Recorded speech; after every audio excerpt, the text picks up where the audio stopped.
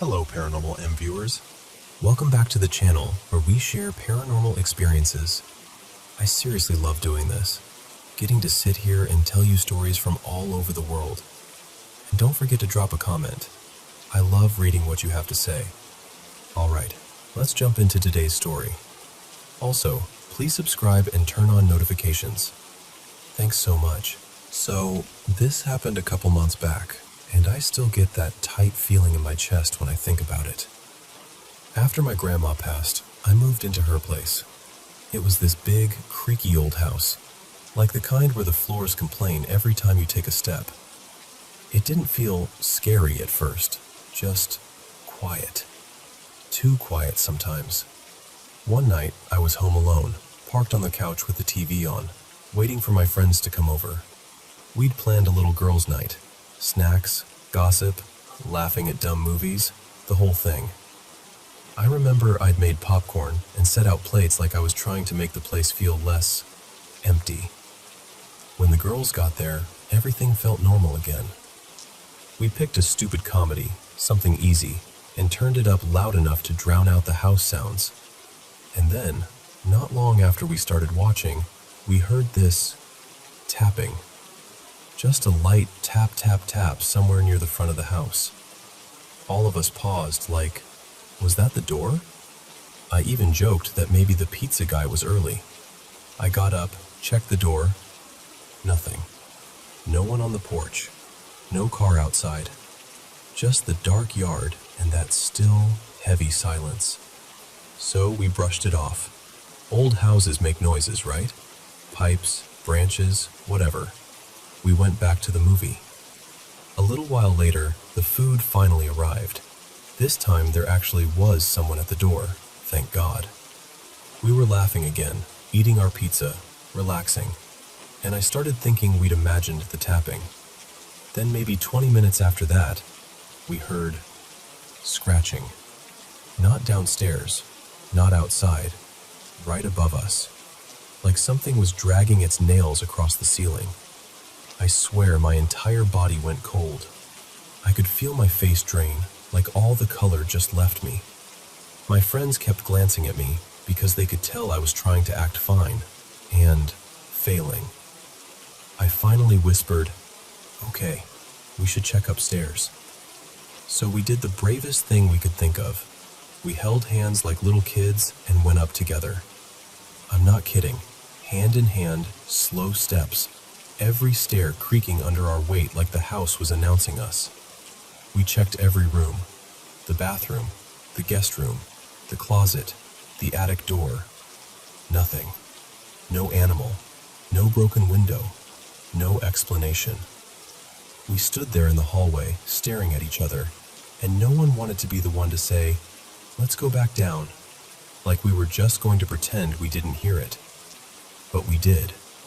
We went back to the living room, turned the movie back on, tried to laugh. A few minutes passed and my friend, Lena, the one who's always the most confident, wasn't talking anymore. She was just stiff, like she was frozen in place. And then she leaned toward me and said, barely audible, I saw something." I turned the volume down and asked her what she meant, and she goes, "In the mirror. Just for a second, a tall, black shape, like it was behind us." Her voice was shaking so hard it sounded painful to get the words out. And the thing is, Lena doesn't do that. She's not dramatic. She's not the type to fake a reaction. She looked like she was about to cry. Right after she said that, the tapping came back. Louder, faster, like someone was irritated we weren't listening. Then the scratching started again, only this time it sounded heavier, more aggressive, like it was right above our heads and moving. The ceiling lamp actually trembled a little, and I remember thinking, why does it feel like the whole house is vibrating? I couldn't even explain it properly. It wasn't just noise, it felt angry. That's when Lena, because of course it was her, said, "Wait, I have my spirit box." I looked at her like she had lost her mind. I wanted to say no. I should have said no. But honestly, I was so scared that a part of me was desperate for any answer, even a terrifying one. So she turned it on, and I swear to you, it started spitting words out non-stop, like it couldn't wait to talk, one right after another. Leave. Lena. Unclean. You're not safe. Are you afraid? Not alone. Demon. We just stared at it, frozen, like our brains couldn't keep up with how fast it was happening. My stomach felt like it was dropping over and over again. And then, right when Lena went to turn it off, we heard a growl. Not like a dog, not like a person trying to be funny. Something low and guttural, like it came from deep inside the walls. All three of us screamed, like full-on panic screaming. We didn't even grab our stuff. We just bolted out the front door and stood on the porch, shaking, breathing too fast, looking back at the windows like we expected something to be staring out at us. We ended up going to my friend's car and sitting with the doors locked, just trying to calm down. My hands wouldn't stop trembling. And the worst part? Even outside, we could still hear faint tapping inside the house. So yeah, I'm still staying here for now, because life is complicated and moving isn't instant. But I'm not pretending it's fine anymore. I already called someone to come bless the house next week. And until then, I don't sit in that living room at night. I don't look at mirrors if I can help it. And I definitely don't watch comedies in silence anymore.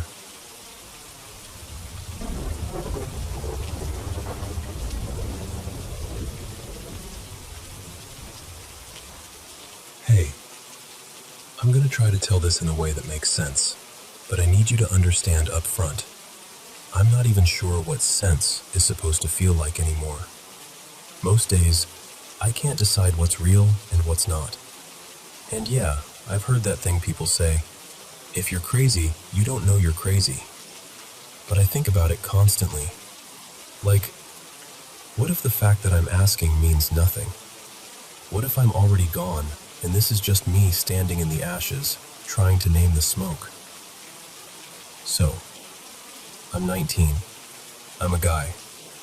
When I was little, I got diagnosed with ADHD and was on meds for a while. Eventually, I got taken off them around middle school because everyone said I was doing better. And maybe I was. Or maybe I just got better at hiding how loud my head could get. There's no big family history of schizophrenia or anything like that. At least none that anyone admits to. Just ADHD here and there. So that's what messes with me. Why do I feel like I'm walking around with a cracked lens? Why do my dreams feel like they're connected, like they're chapters from the same book? Why does everything link up in a way that makes my stomach drop? Because the dreams, if I can even call them dreams, don't feel random. They feel like nostalgic nightmares. That's the only way I know how to explain it. Like I belong there in this horrible place, and sometimes it's terrifying, but sometimes it's weirdly comforting. And I hate that I can't tell you why. When I was younger, I tried to be logical about it. I'd wake up and go, okay, dreams have rules. You can't read right, time doesn't work, you don't have full control, your brain's foggy. And for a while, that all checked out. But around 16, maybe late 15, something changed. It started with this vibration, right in the center of my head. It would happen when I laid down to sleep, not every night, but often enough that I couldn't ignore it. At first I thought it was stress, or anxiety, or maybe I was just imagining it because I'd read too much online. And I'm still skeptical, by the way. I'm not telling you this like I think I'm chosen or awakened or anything dramatic like that. If anything, I'm telling you this because I don't trust myself. But the vibration, over time, I learned I could kind of bring it on. Only when I was lying down. If I focused on it, it would spread, like from my head down my neck and into my chest, then into my arms, and especially into my fingertips. It's like my whole body becomes a tuning fork. And if I lean into it, I fall asleep. Except, it's not sleep the way you're thinking. Because then, I'm there. And there doesn't follow the usual dream rules. I can read. I can hold conversations. I can understand details. I'm me. I have control of myself, my choices, my movement. But I don't have control over anything else. Not the people. Not what happens. Not where things go. Two things stand out more than anything. One, pain is real there. Not metaphorical. Not dream pain where you wake up and laugh it off. I mean physical pain and mental pain that sticks to you like a smell you can't wash out. Two, when you die there, you don't wake up. You go somewhere else. And the worst part? It's always the same places. Like there's a map. Like dying is just a door and the hallway beyond it is familiar. Now, before all of that started, there's something from when I was a kid that I can't shake. When I was about 8, we lived in this old house in Lexington, Kentucky. I'm not going to say the exact address. Feels weird to put that out there. But it was an older place off one of those streets where every house looks like it has secrets in the walls. We didn't know anything about the history when we moved in. My grandpa was really religious. My mom believed in demons and angels and all that. My dad, my real dad, was always the skeptic type. I grew up kind of in the middle, like I was constantly being pulled between everything is spiritual and nothing is real. In that house, I started seeing things. Shadows. The back door in the kitchen would slam at night like somebody was coming in and out, but there'd be nobody there. I heard footsteps and warped voices, sometimes late, sometimes in the middle of the day, like it didn't care what time it was. I remember going to school nearby. Honestly, school was the only place I felt safe. I dread walking back into that house, like the air changed the second you stepped inside. And at first, no one believed me, until it got worse. One night, my parents had this heavy wooden dresser, like solid, packed, impossible to tip unless you really tried. They were in bed when they heard it go over. My dad jumped up first, went out into the hall, and my mom stayed behind because she was scared. He told me later it didn't make sense. It wasn't like it slid. It was like it flipped. After that, things sped up. My cousins were staying over one night, and we fell asleep on the floor in my room. I woke up and couldn't move, my first time ever having sleep paralysis. I was panicking, trying to scream, trying to yank my arms up, and nothing worked. It felt like minutes stretched into forever. And when I finally could move again, I looked up at this little shelf we had, where we kept random little decorations and toys. And there was one thing that wasn't right. There had been this cute little dog figurine my uncle won at a fair for my mom, like a silly prize. But what I saw wasn't that. What I saw looked like a baby doll with black eyes, like empty black. Its face looked wrong, like it had been crying forever. It had this dirty, torn little bonnet and a stained bib, like something you'd find in a ditch behind an abandoned daycare. I know how that sounds. I know. But here's the part that still messes me up. Even though I was wide awake, I felt that vibration for the first time. My head and shoulders buzzing like electricity. My whole body flooded with adrenaline and disgust, and something deeper, like a primal dread, like my body recognized danger before my brain could explain it. I tried to wake my cousin, tapping him over and over while I stared at that thing. When he finally woke up, he didn't get it, like his mind refused to focus on what I was pointing at. I kept whispering, "Look up, look up, look up."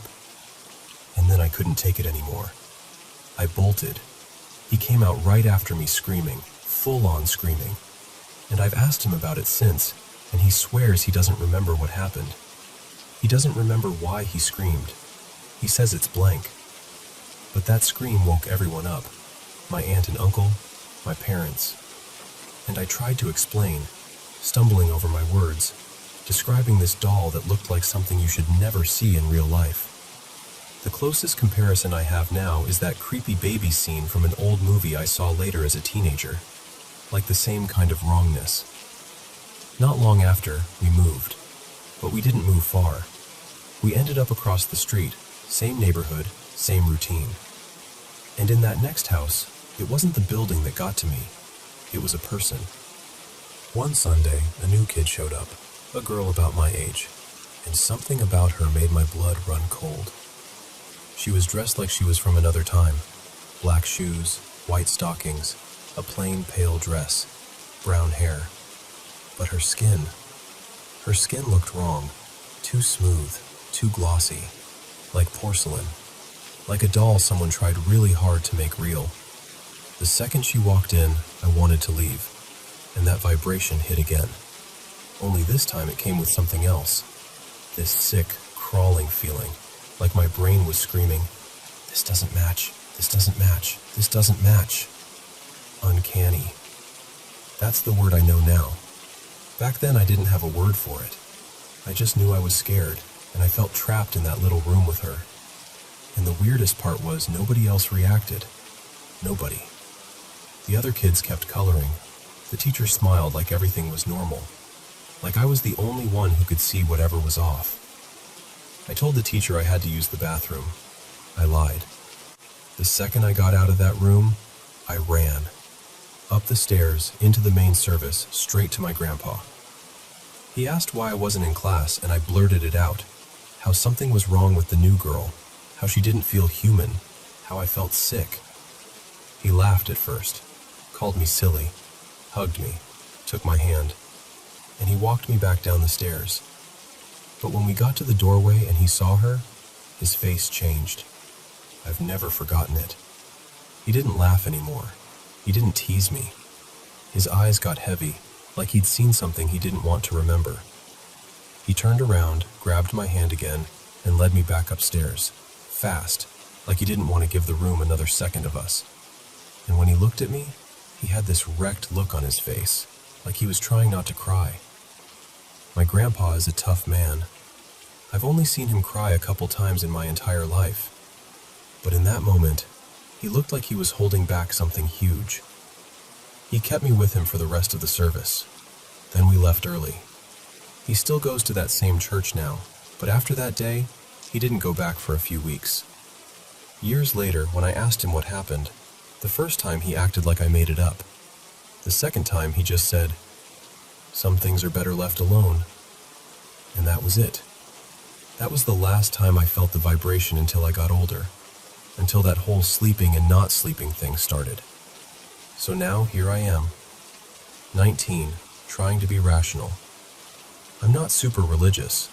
I believe in God, I guess, but I'm skeptical about almost everything. And the vibrations? Maybe they're nothing. Maybe it's anxiety. Maybe it's some weird neurological thing. Maybe it's my mind playing tricks. But then I remember the pain in that other place, and the way dying doesn't wake you up, and the same locations repeating like they're stamped into my head. And I think, if it's all imaginary, why does it have rules? Why does it feel consistent? Why does it feel like it's been waiting for me longer than I've been waiting for it? And I hate that part of me still wonders if I'm losing my mind, or if I'm finally noticing something I was never supposed to notice. Either way, I'm tired of carrying it alone. I just want someone to hear me say it out loud and not immediately decide I'm lying, or crazy, or special. I don't want special. I want real.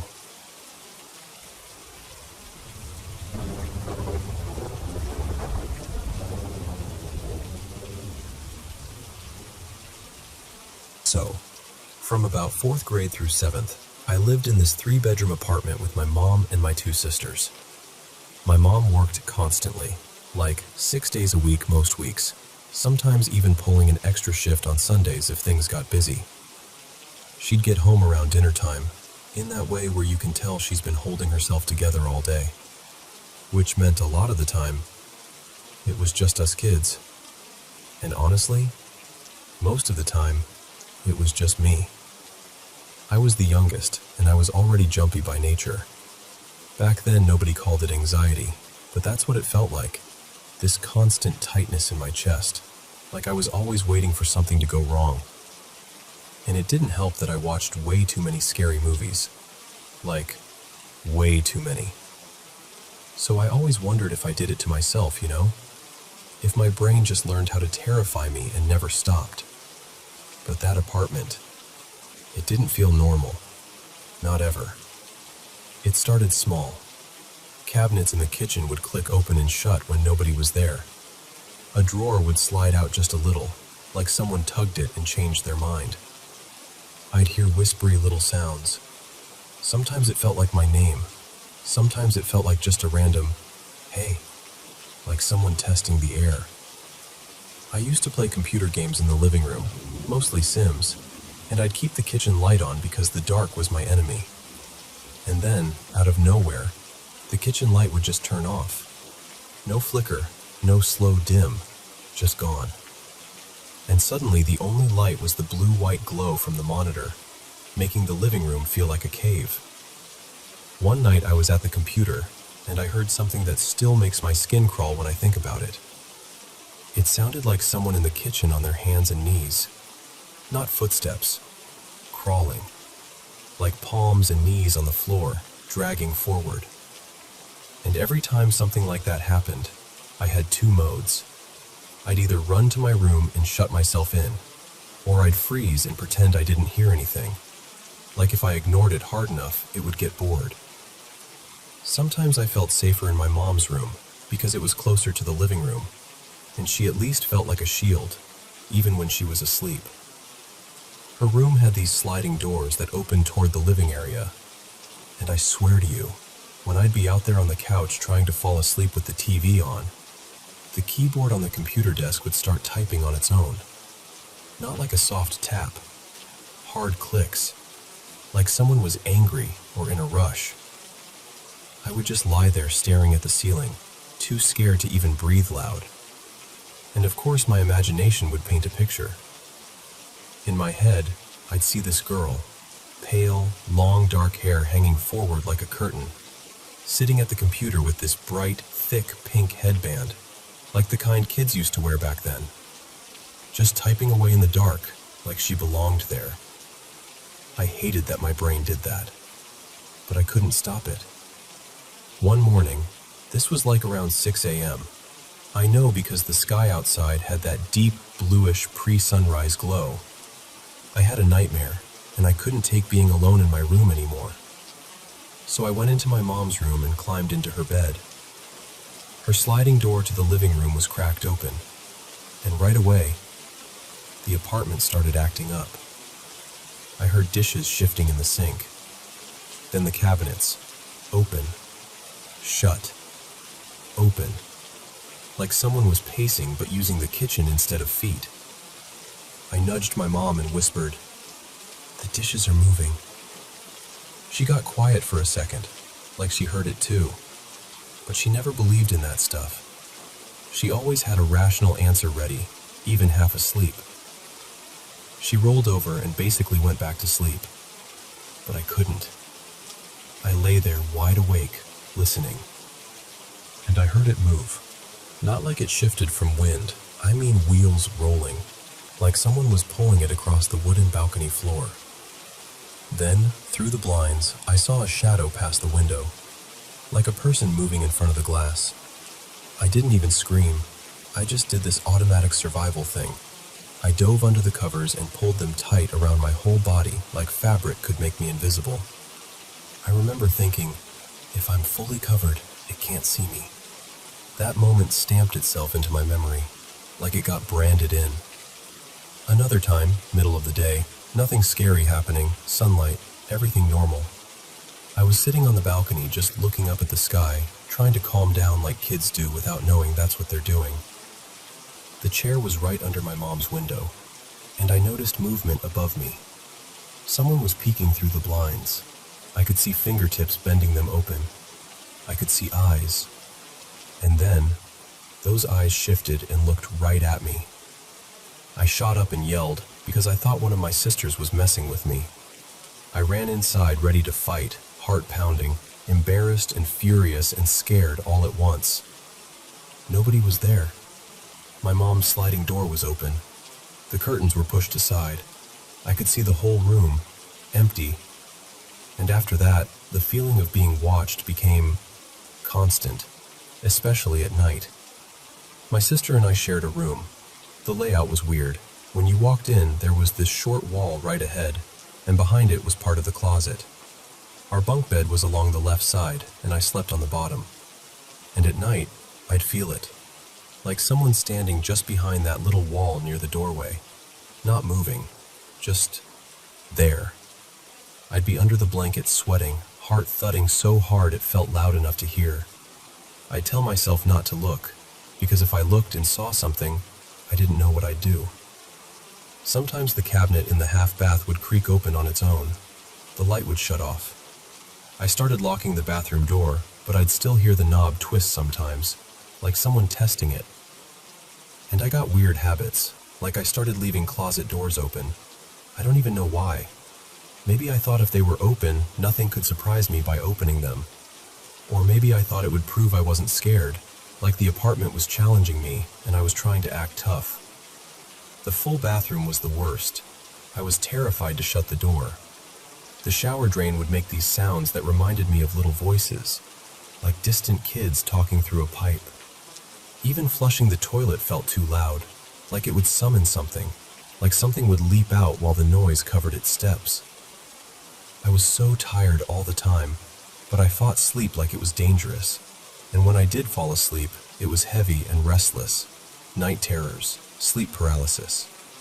I'd get so sleep deprived I'd nod off in school and jerk awake feeling trapped in my own body. I still don't know how I functioned. A couple times I woke up and my mattress was shaking.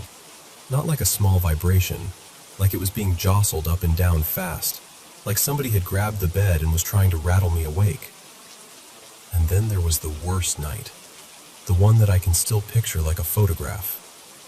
I was sleeping facing the wall, and I dreamed I saw a shadowy figure, like a person made of smoke.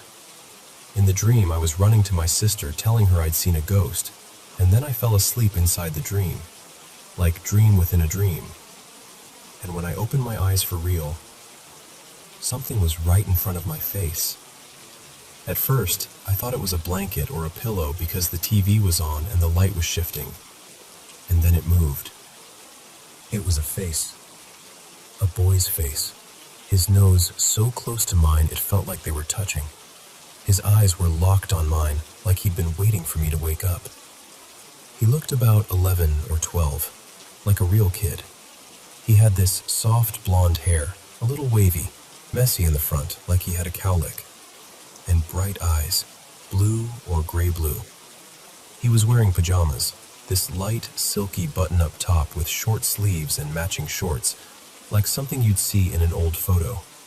He was lying on his stomach on the bed, propped up on his elbows, hands close together like he was comfortable, like he belonged there. We just stared at each other. And then he smiled. Not a friendly smile, more like a smirk, like he was amused, like he'd pulled a prank and I'd fallen for it. He even swayed a little, playful, like it was funny. My entire body went cold and hot at the same time. That feeling where adrenaline explodes through you. My fingertips buzzed, my stomach dropped, my heart felt like it fell straight into my legs. I yanked the covers over my head so fast I thought I might tear them. I was shaking, sweating, holding my breath, trying not to make a sound. After a few seconds, maybe longer, I don't know, I slowly lowered the blanket just enough to peek out, and he was gone.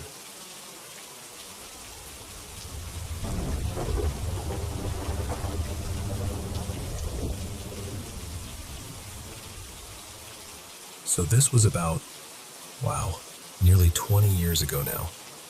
I was living in this one-bedroom apartment for maybe a year and a half, and honestly, I loved the neighborhood. I liked the place too, most of the time, but there was always this weird feeling in it, like the air didn't fully settle. It was a pretty normal apartment, decent-sized for a one-bedroom, in a building that felt fairly new. Nothing spooky on the outside, Just regular walls, regular doors, regular carpet. But the bedroom layout is burned into my brain. When you walked into the bedroom, along the left wall I had my dresser and this big closet. Across from that, kind of tucked into the far left corner, was my little desk. At first, my bed was more centered in the room, but later on, I pushed it into the right corner, thinking it would free up space and make things feel cozier. It did not make things cozier. The thing is, I barely even used that bedroom. I hated sleeping in there. Too much streetlight sneaking through the blinds, too much noise. But I had this unbelievably comfortable couch in the living room, like sleeping on a warm cloud, and I'd just pass out there without even trying. So that became my real bed. Same thing with work. I'd tell myself I was going to be responsible, sit at my desk, get things done, and then I'd end up curled on the couch with my laptop. I was in that bedroom maybe 5% of the time, if that. At first, when I moved in, I don't remember feeling anything particularly creepy, especially when the bed was still in the middle of the room. But over time, I started noticing that one corner, the desk corner, felt off. And it wasn't dramatic, like a horror movie. It was more like your body quietly saying, "Don't hang out here." Just this heavy, unpleasant vibe that would creep up on me during the day. Then I moved the bed into the right corner, and suddenly the whole room felt worse. Like I'd rearranged the furniture and accidentally rearranged the atmosphere too. A few times, I forced myself to sleep in the bed anyway, trying to be normal, you know? Trying not to let my imagination run my life. But every time I did, I'd lie there feeling tense and unsettled, like my nervous system was bracing for something it couldn't explain. And I'll be the first to admit, I can spook myself. I can watch one weird video, read one creepy thread, and suddenly every shadow looks suspicious.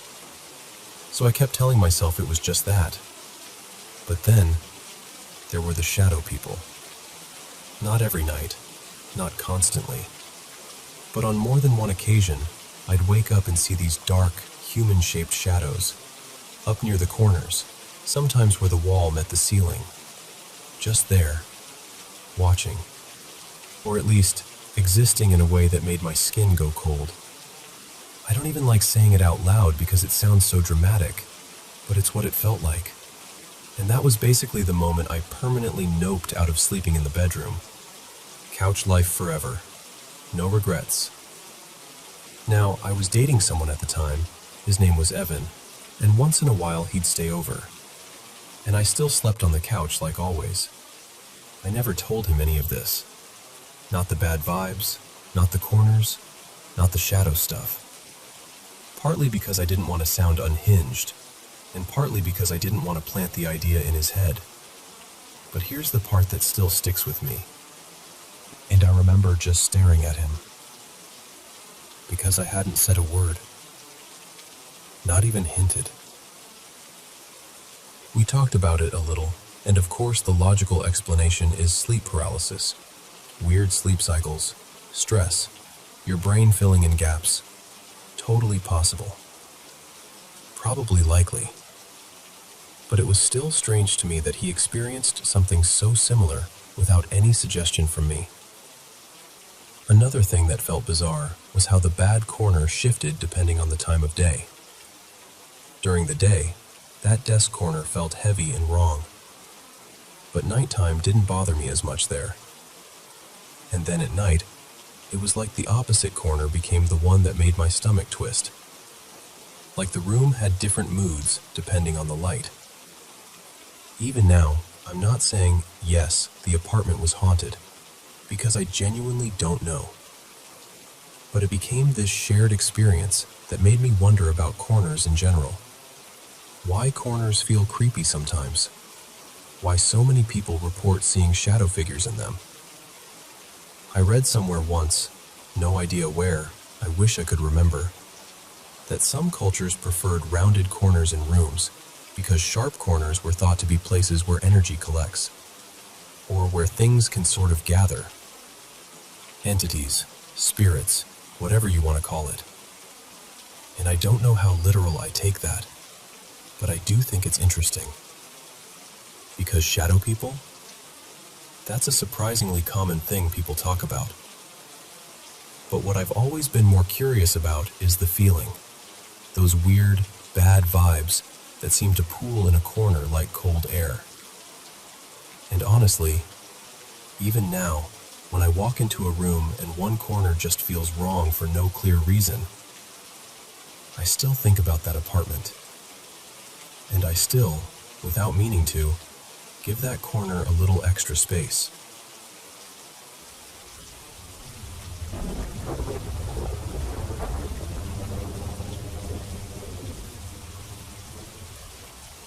So, when I was a kid, I grew up in this tiny town where people didn't just tell scary stories. They lived like they were true. Spirits, curses, bad luck that followed you home. All of it. And our house? Our house had a reputation. It was this old, slightly crooked place. Warm and homey, but with this weird feeling you couldn't quite name. My parents would never say it outright, but they'd trade these looks sometimes, like, yeah, something's not right here. At first, it was small stuff. Annoying, harmless. I'd set a toy down and gone. Then I'd find it later in a spot that made no sense, like inside the linen closet, or tucked behind the couch cushions, like someone had hidden it on purpose. My mom would leave her phone on the counter, turn around, and later it would be inside a cabinet with the plates. My dad once swore he put his work gloves right by the back door, and the next morning they were out in the yard, damp, like they'd been dragged through the grass. We asked around, because in a town like that, you don't keep mysteries to yourself. One neighbor, this old guy who always sat on his porch, said, "Probably a ghost. Someone passed in that house a long time ago." Real casual about it too, like it was a leaky faucet. But then there was another neighbor, a woman named Mara, always wrapped in this deep red scarf, always speaking like she knew more than she should. When my mom mentioned the missing things, Mara didn't even blink. She just tilted her head and said, real quiet, "That's not a ghost." My mom asked, "Then what is it?" Mara leaned in a little, lowering her voice like the walls might be listening. "Goblins." I actually laughed. I couldn't help it. Like, come on, goblins? That sounded like a bedtime story. But Mara didn't laugh back. She just looked right at me, and I swear the air felt colder. "They're playful at first," she said. "They like to move things, little jokes. But if you ignore them, they get bolder." And my stomach dropped because I was a kid, and the word boulder sounded like a promise. My mom asked what we were supposed to do. Mara gave this advice like it was the simplest thing in the world. Leave sweets around the house, little bowls, candies. Keep them happy, and they'll stop. It sounded ridiculous, honestly. But after weeks of weird little incidents and my parents starting to look genuinely tired, desperation makes you do things you'd normally roll your eyes at. So that night, we did it. We put out candy in small dishes, by the front entryway, near the windows, on a shelf in the hallway. My mom even slid a few pieces under my bed, like we were making an offering to something we couldn't see. And then, I'm not joking, it stopped. No more vanishing toys. No more missing phone. No more gloves showing up outside like they'd taken a midnight walk on their own. The house felt normal again. Quiet in that ordinary way, not that watching way. For a long time, I told myself it was just coincidence. Kids want explanations, and adults want things to make sense. So I convinced myself we'd just hit the end of whatever strange phase it was. But every once in a while, late at night, half asleep, I would hear it. A faint little sound, like giggling. Not loud, not close, just there. Like something amused was tucked into the dark corner of the room, enjoying itself. Maybe it was my imagination. Maybe it was the house settling. Maybe it was nothing. Or maybe Mara was right. And what if they don't like being reminded?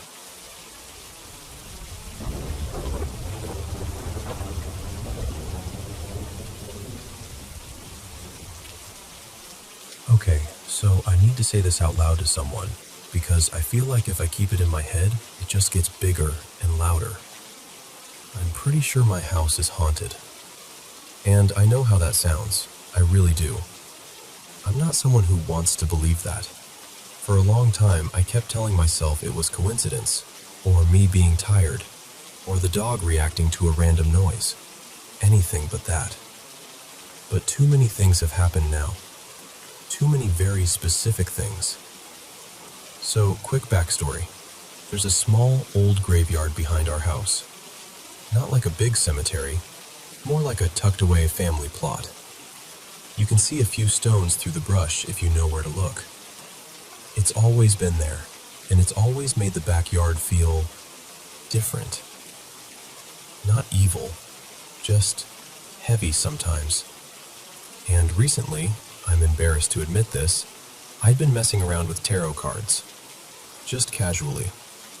I wasn't trying to summon anything or open portals or whatever people say online.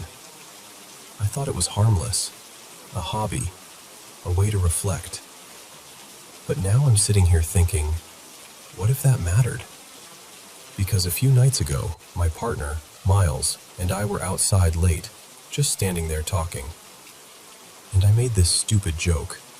I said something like, I want to see what your mom saw that night. His mom, my mother-in-law, has told this story forever. Like, over 20 years ago, she swears she saw a ghost on the driveway. Not even a full person, which somehow makes it worse. She said it looked like a man in an old uniform, like from the Civil War era, but only the top half. Like shoulders and head, just moving. I joked about it. I laughed. I really wish I hadn't. Because after that, things started happening. Small at first, but so weirdly consistent. There's this one reusable water bottle we keep in the kitchen. Same spot, same counter. And it started falling over by itself. Like, not sliding, not tipping like it was unsteady. It would just clunk to the floor. It happened 3 separate times in one day. The same bottle, the same counter. Then the next day, Miles's mom came by while we were out. Later she told us she heard a knock at the front door. Like, an actual knock. She paused her phone call, muted the TV, walked right up, opened the door. No one. And the only other person on the property was a worker we had outside, way out back doing yard stuff. She went around and asked him if he'd knocked.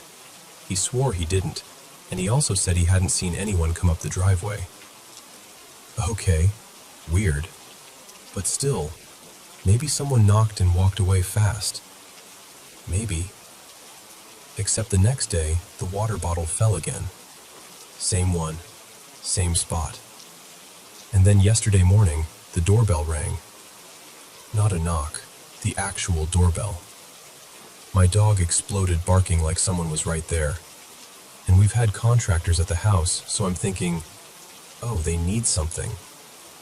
I get up, I'm walking to the door, and I glance at the camera feed. Nobody is there. Like, nobody even close. No shadow. No person stepping away. Nothing.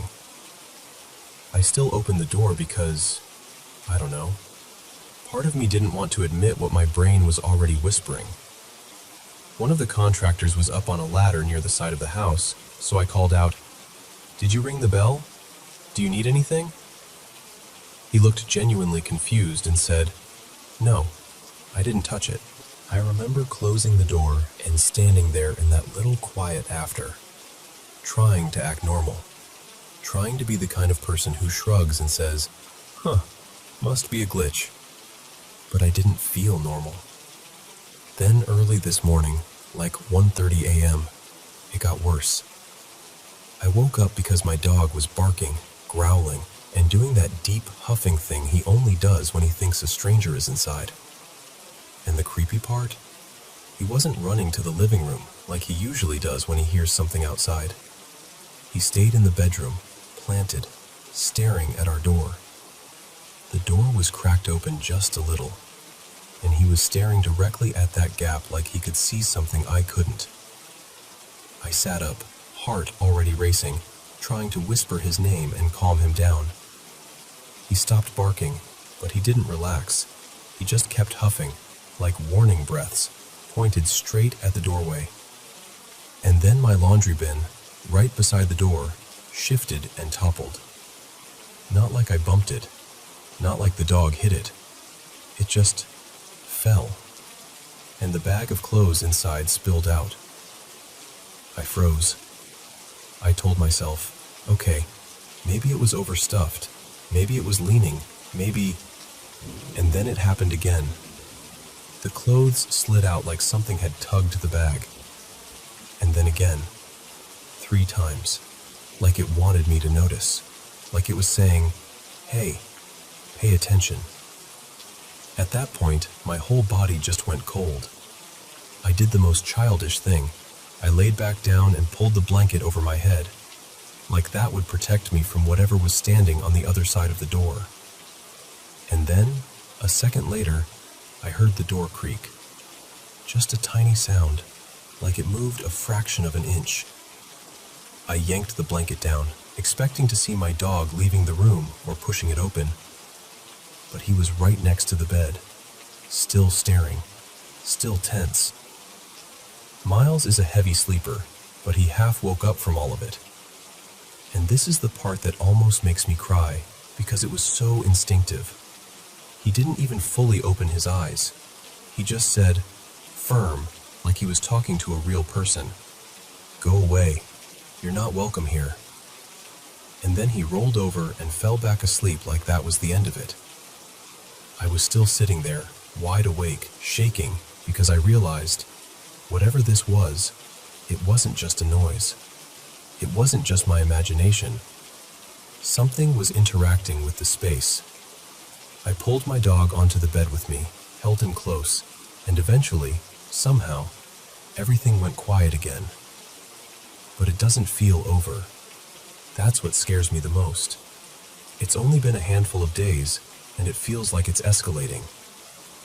And the thing is, this isn't even the first time we've had weird stuff happen here. I've heard footsteps when no one was walking.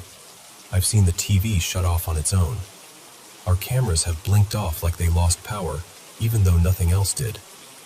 Once, I swear I heard what sounded like a little gathering outside, like instrumental music and muffled voices, like a party just beyond the fence. And then it stopped the second I went to check. We've left the house and come back to the dryer still running, twice, like it restarted itself. I used to file those away as creepy stories, things you tell friends and laugh about afterward. But now I'm not laughing. Now I'm sitting here thinking about that graveyard in the back, and the tarot cards I haven't touched since, and the stupid joke I made under the night sky. Like I tossed a pebble into a dark well, and only now I'm hearing something climb its way up. And I don't know what the next step is.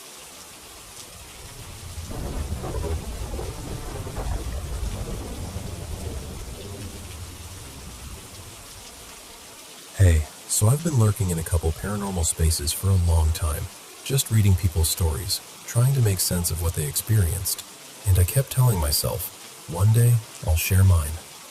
This is that day. This happened about 6 years ago. I was living in this townhouse with a bunch of roommates, all guys, all of us working, doing the usual routine.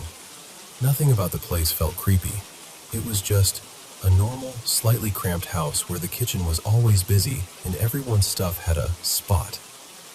One afternoon, I'm at work, mid-shift, and my phone rings. It's one of my roommates. Let's call him Samir. He sounds weirdly serious, like he's trying not to sound dramatic. He goes, "Hey, did you leave a phone in your kitchen cupboard?" And I'm like, "No, I've got one phone. It's literally in my hand." There's this, and then he says, "I'm only asking because I keep hearing a woman laughing, like from inside your cupboard." I laughed it off at first, like, yeah, okay, sure, maybe he's messing with me. I tell him it's definitely not me, and I go back to work. But when I get home later, he asks me again, Same exact question, same exact tone. And now I'm not laughing anymore because he looks unsettled. Like he's been waiting for me to come back so he doesn't have to be alone with it. So I'm thinking, all right, let's solve this. Maybe someone's playing a prank. Maybe there's a toy in there. Maybe a video got left running on somebody's device. Something. I'm in the kitchen making dinner, chopping onions, heating up a pan, just trying to act normal. And then it happens. This clear, bright, female laugh. Not a creak, not a pipe groan, not something vague you can interpret. It's a laugh like someone's standing right there, amused, like she heard a joke and couldn't hold it in. My whole body went cold. I walked straight to the cupboard that was basically my cupboard, where I kept snacks and random groceries, and I swing it open so fast I nearly knock the door off the hinge. Nothing. Just food, boxes, rice, a couple cans, normal stuff. I pull everything out. I check behind things, under things, like I'm going to find a tiny speaker taped to the back wall or a phone wedged somewhere. I even feel around the hinges, because at that point my brain is desperate to land on anything that makes sense. And a few minutes later, that same laugh again. Same tone, same presence. And I'm not going to lie to you, I got scared. Like the kind of scared where you start trying to control your breathing so nobody else notices you're rattled. At first, I tried to explain it away. I told myself maybe it was the plumbing, maybe the water pressure was doing something weird, maybe sound was carrying through the walls from a neighbor. I clung to every logical possibility I could grab. But the more it happened, the less my brain could wiggle out of what my ears were clearly hearing. It sounded like a woman, young, maybe 20s or early 30s, laughing right inside that cupboard. Now, I'm Muslim, so the way I framed it wasn't a ghost or someone who died here. In our belief, people don't come back to wander around places after they pass away. The soul moves on into the unseen, into barzakh, and there isn't just casual back and forth communication. Not like that. But we do believe in jinn, and we're taught they can imitate voices, mimic people, take different forms. Basically, they can mess with your senses if they want to. So after a while, I stopped trying to force a scientific explanation onto something that felt personal, like it was aimed at us, like it was performing. So that's what we did.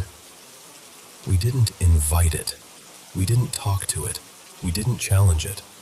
We just tried to go on with our lives. And here's the strange part. It didn't last long. Maybe a day. Maybe one night and a little into the next day. Short enough that it almost felt like it was just stopping by to see if it could get a reaction. At one point, once the initial fear wore off a little, we actually turned it into this dumb roommate moment. You know how guys can be when they're trying to act brave? We didn't tell one of the roommates what was going on. We sent him into the kitchen like, "Hey, can you grab something from the cupboard real quick?" He walks in, opens it, and right on cue, that laugh hits. He bolts. Like full sprint out of the kitchen, eyes wide, swearing under his breath, and the rest of us just lose it. We're laughing so hard we can barely stand, partly because it was funny, and partly because laughing felt like the only way to keep the fear from winning. And after that, it stopped. Like completely. No more laughter. No more weird moments. The house went back to being just a house. Except, there was one other thing. Months later, I had a sleep paralysis episode, my first real one. I woke up and I was fully aware, fully conscious, but my body wouldn't move. Not my arms, not my legs, nothing. Even my breathing felt heavy, like it didn't belong to me.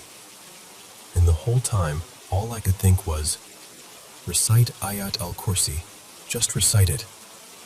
That's something we're taught early on, something protective, something that anchors you when you feel exposed to anything unseen. But I couldn't. My mind was screaming the words, but my tongue wouldn't cooperate. It was like my mouth wasn't mine. I fought so hard to get even the first sound out, and it felt like trying to lift a mountain with one finger. It only lasted a few seconds, but in the moment it felt longer, because you measure time differently when you're trapped in your own body. And then, my tongue finally moved. Just enough. The moment I was able to form the words, the paralysis snapped like a rubber band. I could move again. I sat up, heart racing, just staring into the dark, trying to convince myself I was safe. I can't prove that sleep paralysis was connected to the cupboard thing. I'm not even claiming it is. But I'll tell you this. After you've heard a woman laugh from inside a cupboard that contains nothing but groceries, you don't forget that feeling. And you don't dismiss the unseen quite as easily ever again.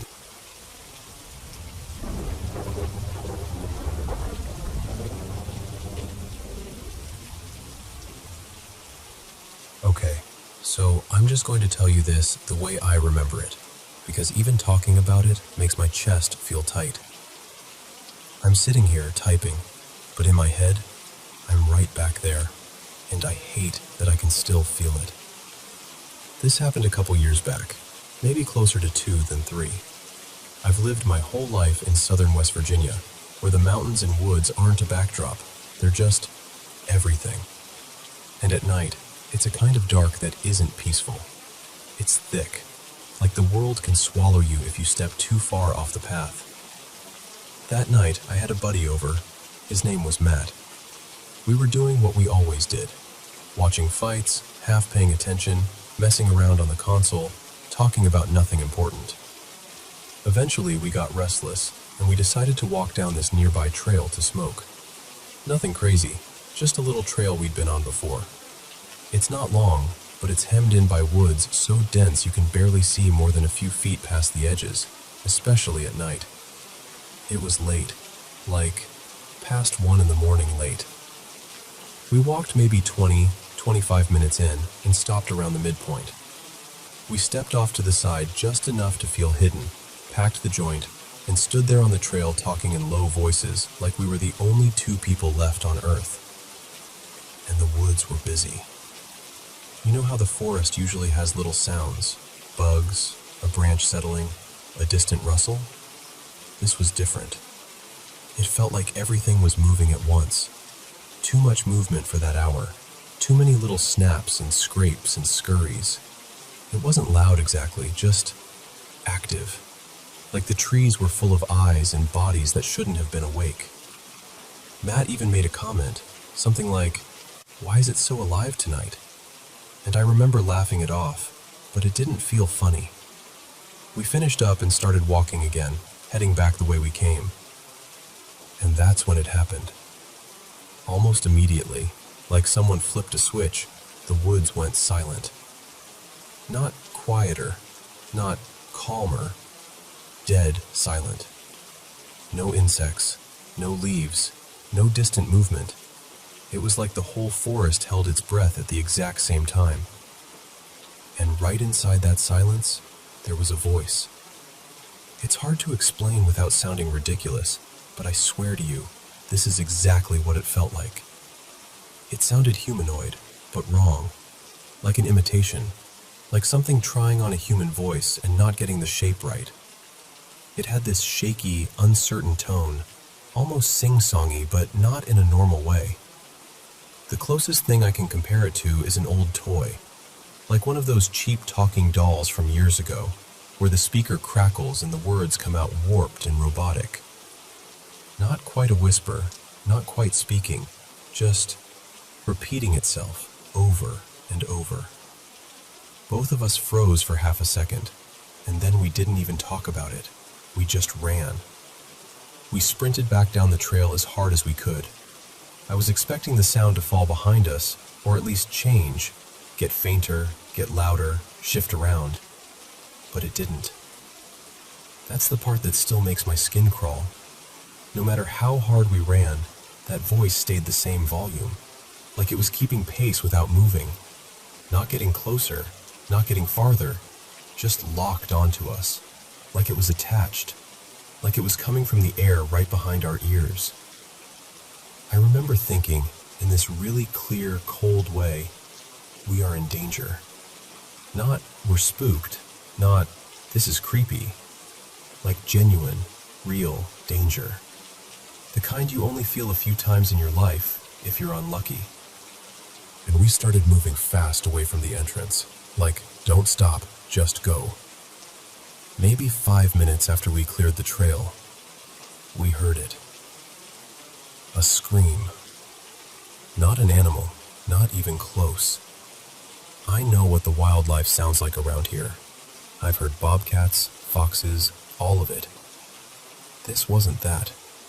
This was human-shaped, but stripped of anything human.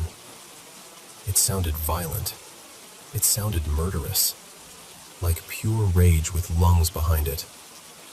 It came from directly behind us, back toward the trees, and it was so loud and so nasty that it felt like it hit my spine. Birds exploded out of the woods like something had kicked a hornet's nest in the sky. My stomach dropped so hard I thought I might actually throw up. And in that moment, standing there in the dark with my heart trying to rip out of my chest, all I could think was, whatever made that sound wanted us to know it was there.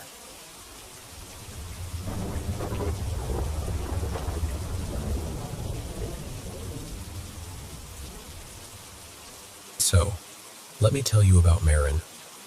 A few years back, I was dating her, and she had this calm, steady way of saying things that made you pause. Marin would tell me, without drama, without trying to impress anyone, that she could sense things most people couldn't. Feelings in rooms, shifts in the air, sometimes even presences. I mostly believed her. I mean, I wanted to.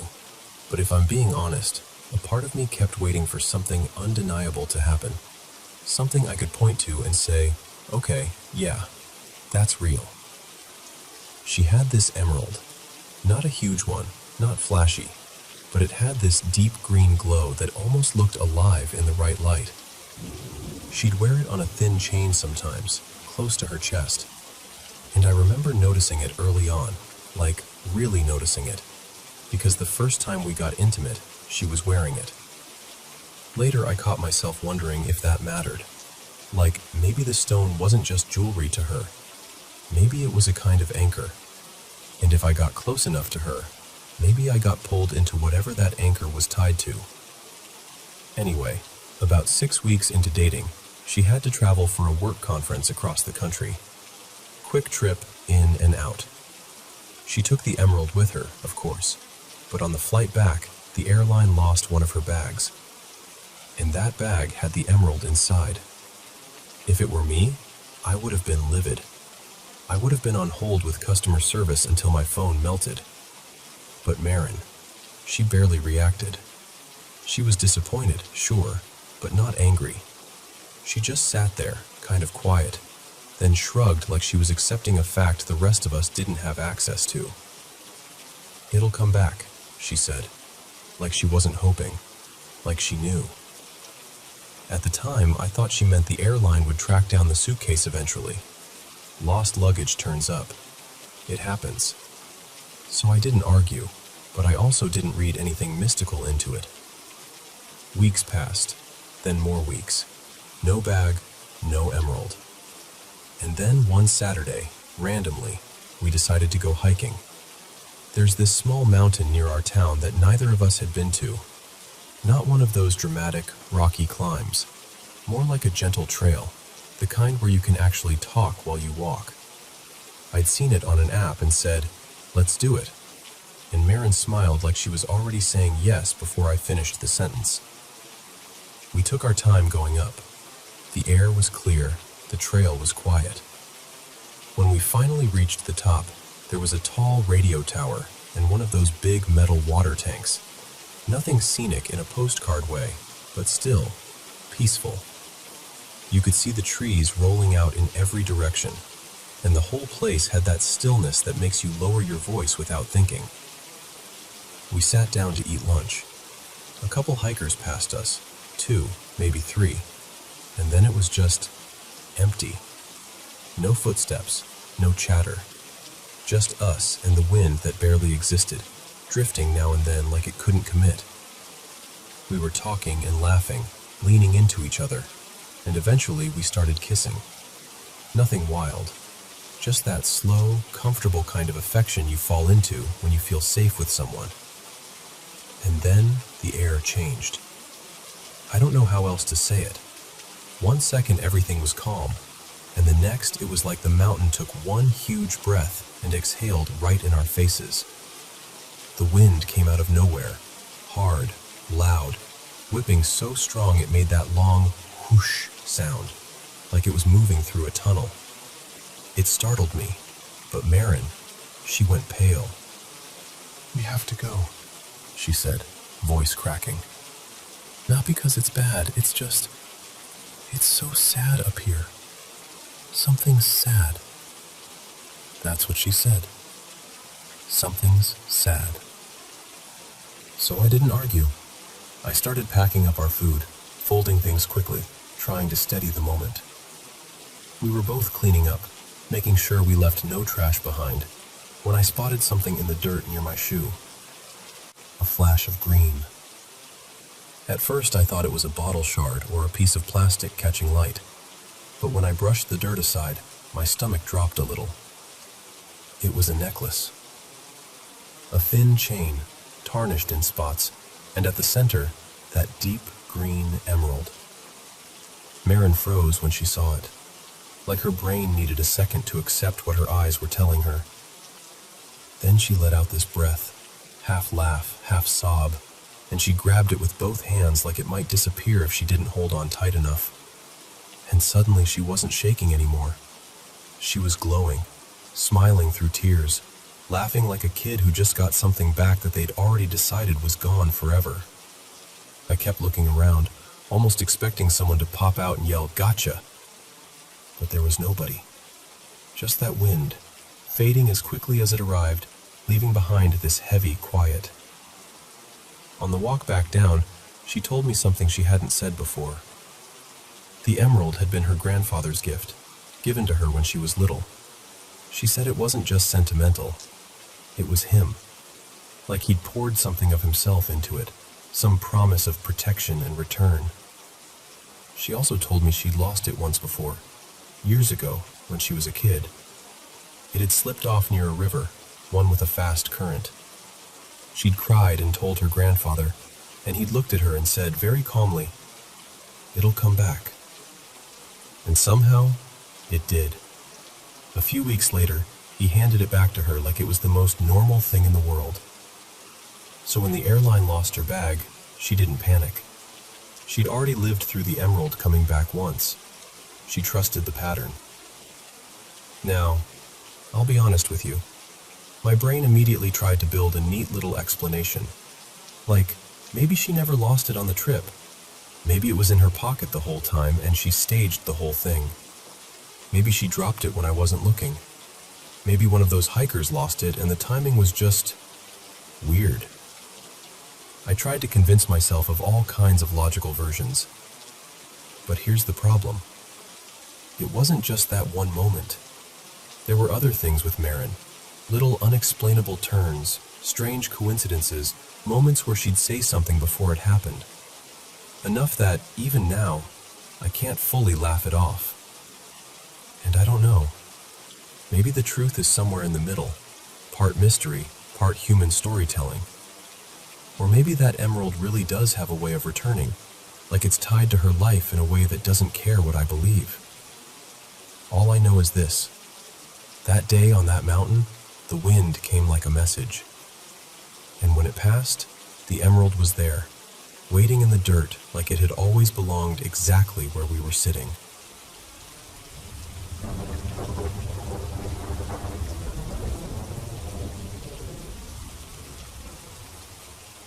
I'm going to tell you about something that still makes my stomach drop when I think about it, because I know what I heard.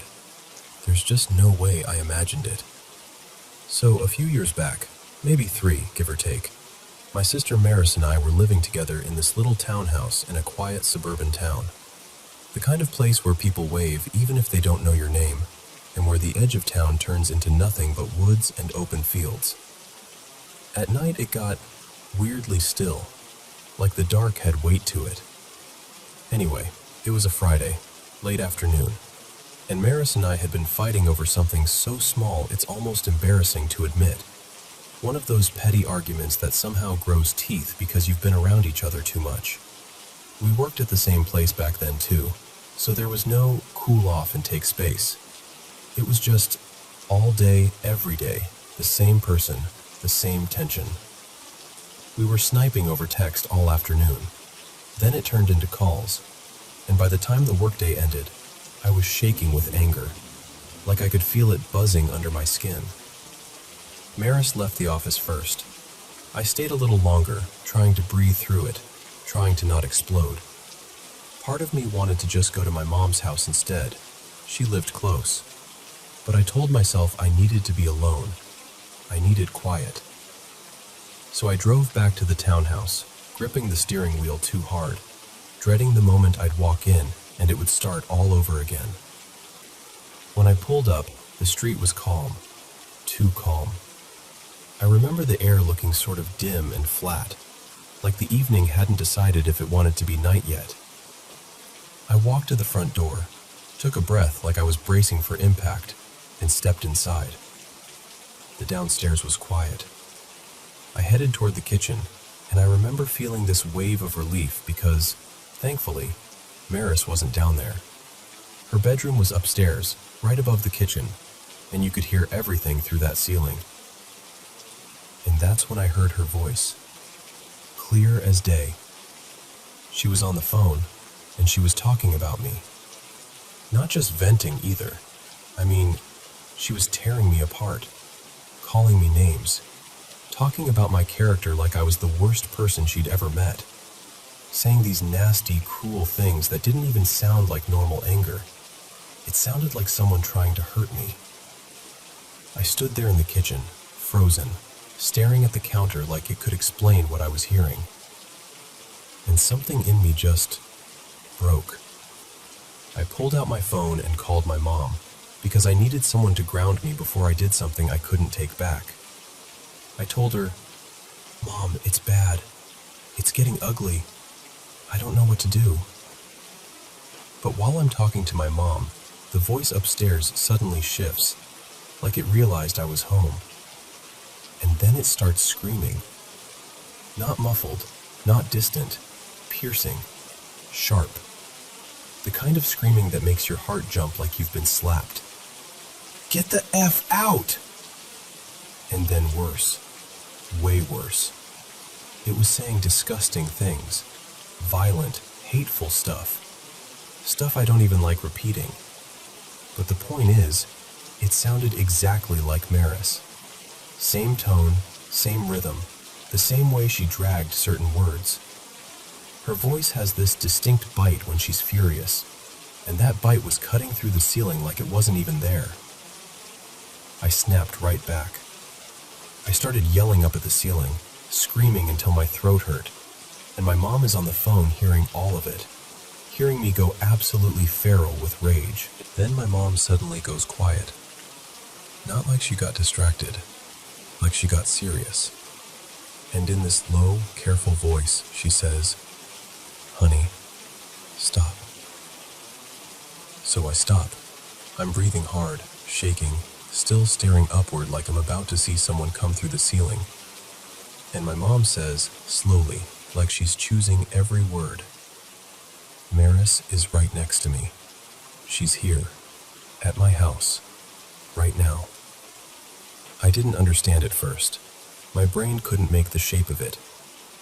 And then my mom says, "Who are you yelling at?" I swear to you, everything in me went cold. Because I had been hearing her. I had been fighting with her. I had been responding to her voice with my own voice.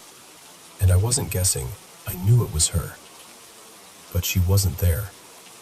And that's the moment the fear hit. The real fear. The kind that doesn't come with adrenaline. Just this sick, sinking certainty that something is wrong in a way you can't fix by turning on a light. Later, when I tried to make sense of it, I kept landing on the same thought. Whatever was upstairs didn't want a conversation. It wanted a reaction. It wanted anger. It wanted chaos. It wanted me loud and hurt and losing control. And ever since then, I've never forgotten what that felt like. Standing in my own kitchen, listening to a voice I trusted, knowing in my bones it was real, and realizing it couldn't have been. So, I don't know what you believe. I'm not here to convince you of anything. I'm just telling you what happened. And I'm telling you this. If something ever tries to pull you into rage that fast, if it feels like it's feeding on the worst parts of you, step back, breathe, reach for something steady. Because sometimes the scariest thing isn't what you see. It's what knows exactly how to sound like someone you love.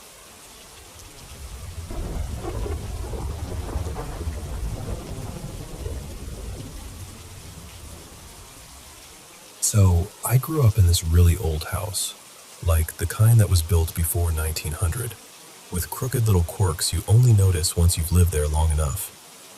When I was a kid, my little brother Eli and I had our own bedrooms at first, but when he was about 3 or 4, he started having nightmares all the time.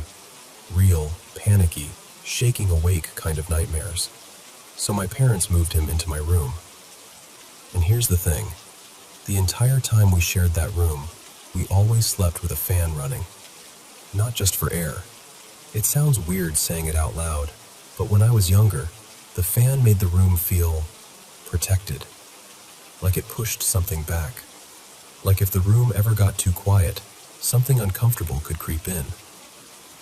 Years later, after we'd moved out of that room and weren't sharing anymore, Eli told me something that made my stomach drop a little. He said he'd felt it too as a kid.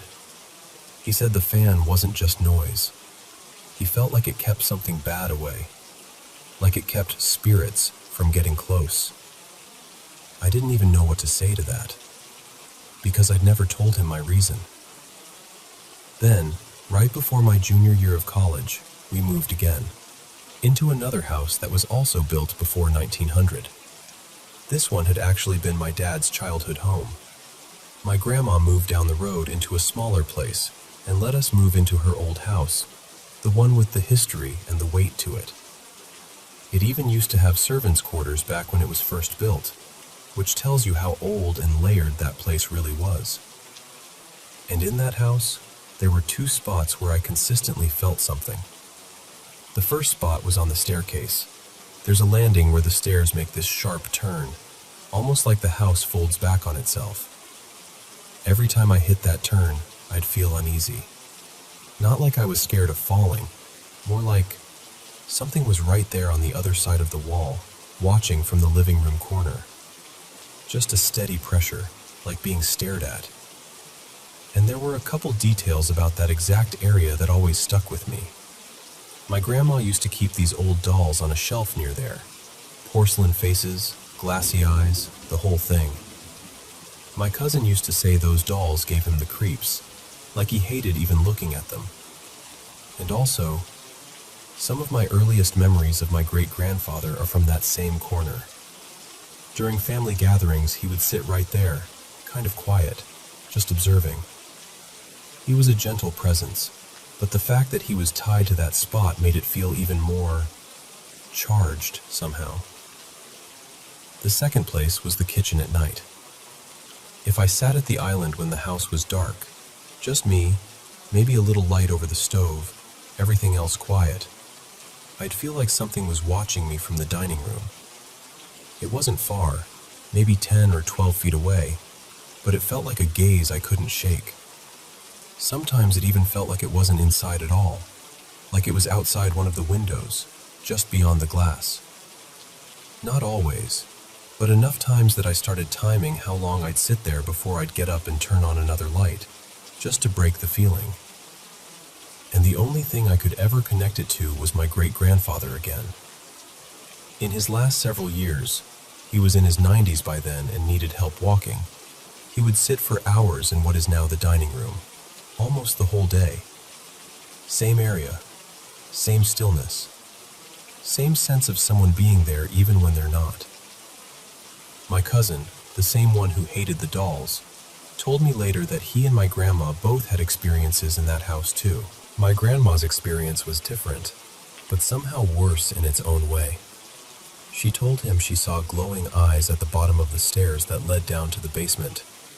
Not like a reflection, not like an animal.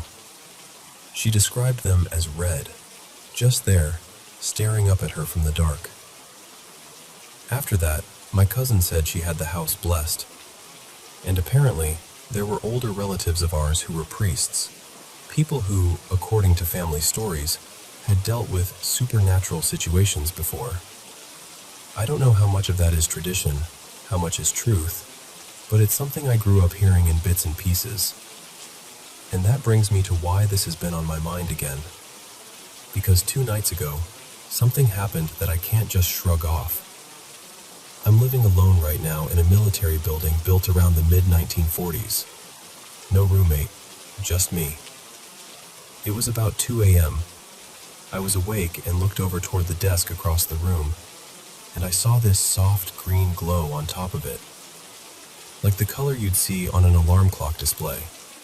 Not bright like a flashlight, but unmistakable, a source of light. And the thing is, there wasn't anything on the desk where the light was. No device, no charger, nothing with an indicator. I stared at it long enough to be sure I wasn't half dreaming, then looked away and back, and it was still there. This steady green glow sitting in empty space like it belonged.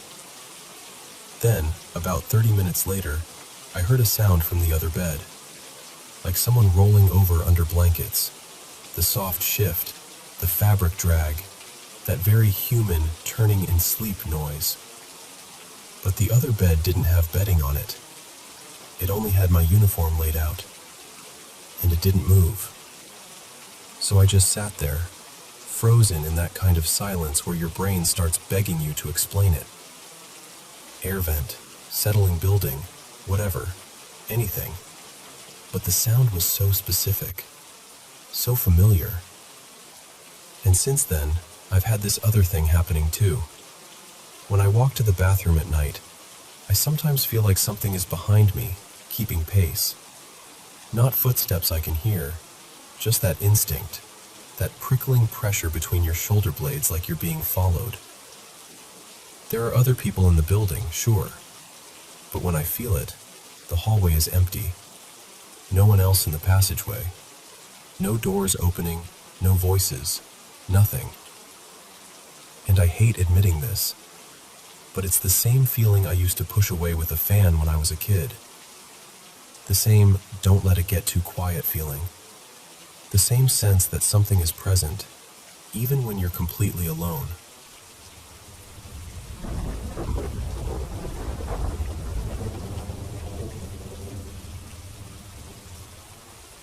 So I think my latest ghost encounter might have officially clocked in for work with me.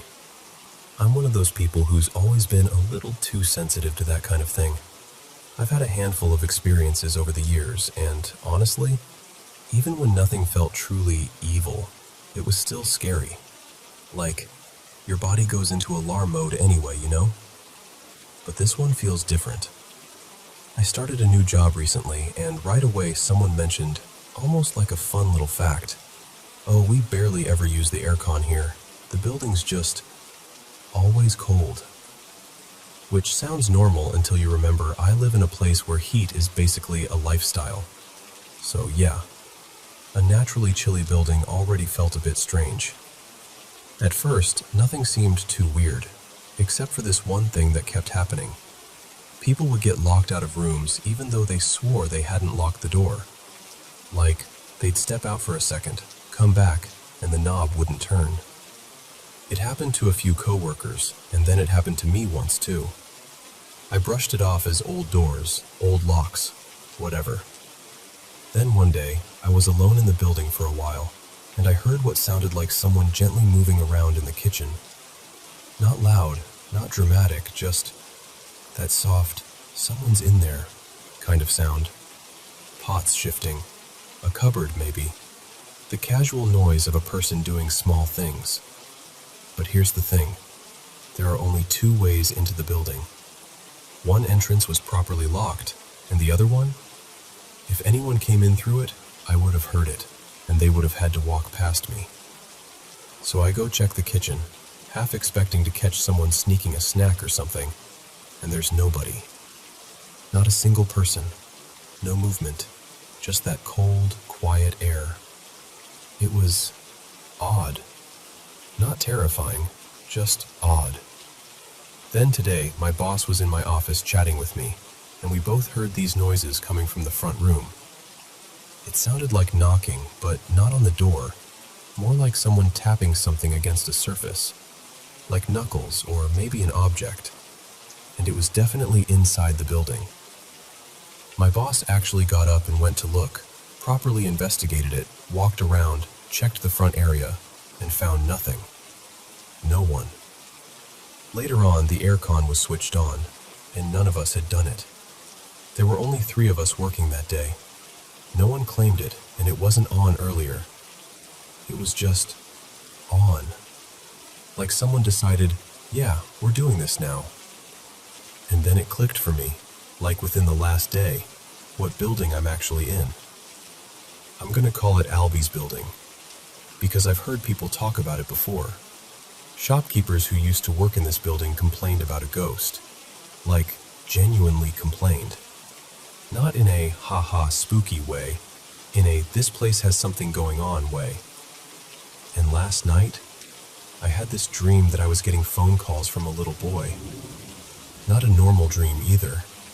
It felt weirdly specific, like I woke up with that lingering feeling of, that wasn't just random.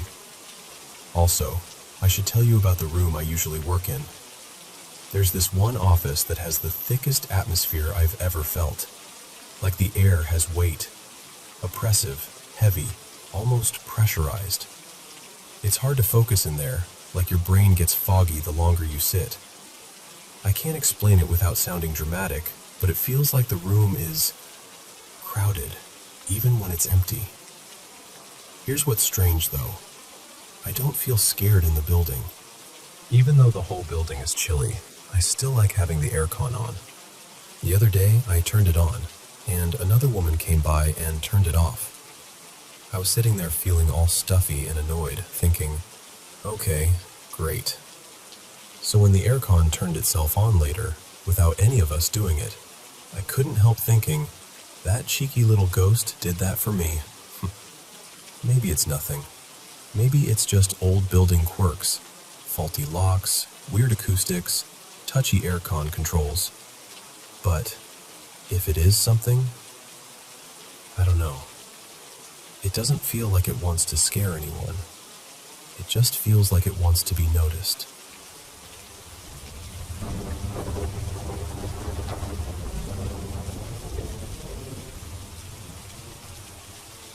So this goes back to about 9 years ago now.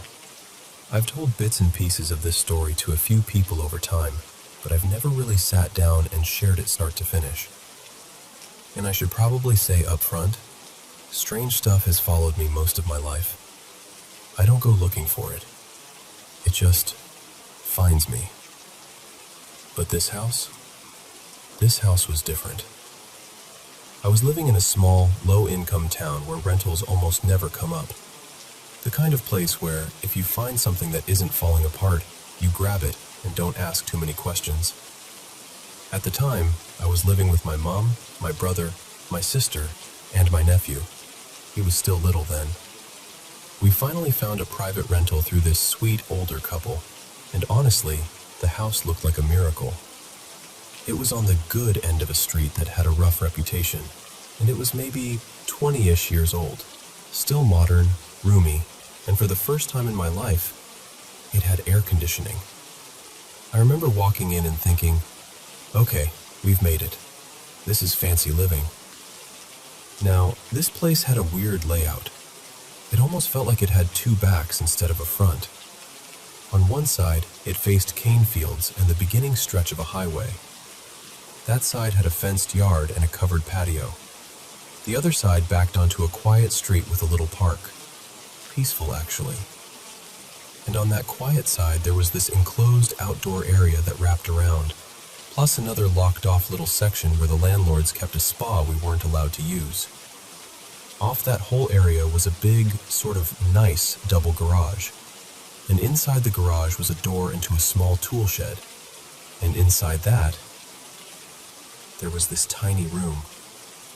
It wasn't even useful, really, just old tools and junk. But the second you stepped near it, the air felt wrong, like the room didn't want you in there. I never had a reason to go inside, and I avoided it the way you avoid a dark hallway in a horror movie. You know when your body says no before your brain catches up? It was like that. Not long after we moved in, I started feeling watched.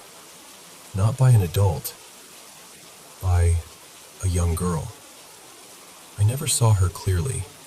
It was more like a presence, like the sense of a small person standing just out of view, quietly paying attention. And it always felt strongest near the spa and garage area, like she was tied to that part of the house. I'd be hanging laundry or walking through that outdoor space, and I'd get that prickly feeling on the back of my neck, like someone was behind me. That was unsettling but manageable. I told myself I was imagining it. Stress, new house, all that. And then something happened in town. A little girl was killed. An awful, senseless case that everyone talked about for weeks. The whole city felt heavier after it. And I swear, it was like the air in our house changed after that. Like something got stirred up. One night I was in my bedroom, just sitting there. Nothing dramatic, just existing. And this little statue I had on a shelf suddenly launched across the room. Not slid, not tipped. It flew, fast, like someone had thrown it with real force. It hit the wall hard enough that I actually yelped. And here's the part that still makes me feel strange. It didn't break. It was delicate. It should have shattered, but it didn't. It just landed there, like the house wanted to prove a point more than it wanted to destroy anything. After that, I started paying closer attention. I opened the gate, and as I stepped in, I could see through the windows that every light in the house was on. Every room. Bright. And I remember thinking, oh, Mom and my brother are up again. They were night owls back then. Sometimes they'd be watching movies at weird hours. So I walked up to the door, put my hand on the knob, pushed it open, and the house was pitch black. Not dim, not a few lights off, completely dark. Like nobody had been awake for hours. I stood there with the door open, honestly thinking my brain had short-circuited. I walked through the house, turning lights on, checking rooms. Everyone, Mom, my brother, my sister, my nephew, was asleep in their beds. Deep asleep. The kind of sleep you don't snap into in 10 seconds. And I just kept thinking, there is no way. There's no way they all turned off every light in the exact split second between me seeing them on and me stepping through the door. After that, I wouldn't go inside alone late at night. If Cal dropped me home after dark, I'd make him wait while I walked in and checked everything. I felt ridiculous, but I felt worse doing it alone. Then came the part I still don't like talking about, because this is when I saw something. Around that time, I started having these very specific dreams, over and over, about a teenage boy. He looked like he was from another era. Think vintage clothes, old school haircut, like something out of the late 70s or early 80s. In the dream, he'd talk at me like he was desperate to be understood. He kept mentioning his mom, and he sounded upset, confused, like he couldn't make sense of what had happened. And every time, he'd show me the same things: an older sedan, a road near the cane fields, and this part makes my stomach turn: a gravestone. It got so persistent that I actually asked a neighbor who'd lived in the area forever if there'd ever been a teen boy killed in a car crash near that stretch of road. She frowned and said she couldn't remember anything like that. No big story, no local tragedy that matched, so I tried to let it go. But then one morning, I woke up around 3:40 a.m. The room was that half-dark, half-light stage right before dawn. I blinked a few times, and I saw what looked like a tall, thin male figure standing in my room. My first thought, honestly, was my brother. Like he'd come in for something and didn't want to wake me. So, half asleep and irritated, I said, "What are you doing? What are you looking for?" The figure turned toward me, and the moment it turned, I knew it wasn't my brother. There were no features, no face, no clothes, just a human-shaped darkness, like the light couldn't land on it properly. A shadow that was too solid. It moved toward the doorway, and I sat frozen. And right before it disappeared out into the hall, it leaned back and peeked around the door frame at me, like it was checking whether I was still watching. Then it left, toward the lounge room, the opposite direction from my brother's room. The second I could move, I got up and went straight to my brother's door. He was asleep, fully asleep, not pretending, not stirring, nothing. I didn't sleep properly after that, not in that house. Eventually, the owner sold the place and we had to move, and I thought, okay, done, over. I'm not taking anything with me. But then, the weirdest part happened after we left. I remember feeling my stomach drop, but I told myself I was being dramatic. I filed it away in my mind and moved on. A while later, I was dating someone else. His name was Cameron, and one afternoon we were driving near the cane fields, not far from where that house had been. Out of nowhere, at the exact same time, we both said something like, "Do you feel that?" It was like driving into a pocket of bad air. Heavy. Wrong. We pulled over for a minute, and Cameron went, "I don't want to be here. We need to go." And I agreed immediately. No hesitation. Later, he told me something that made the hair rise on my arms. He'd been looking for a share house at one point, and he said he walked into this place that felt so bad he couldn't stand in it, like the walls were pushing him out.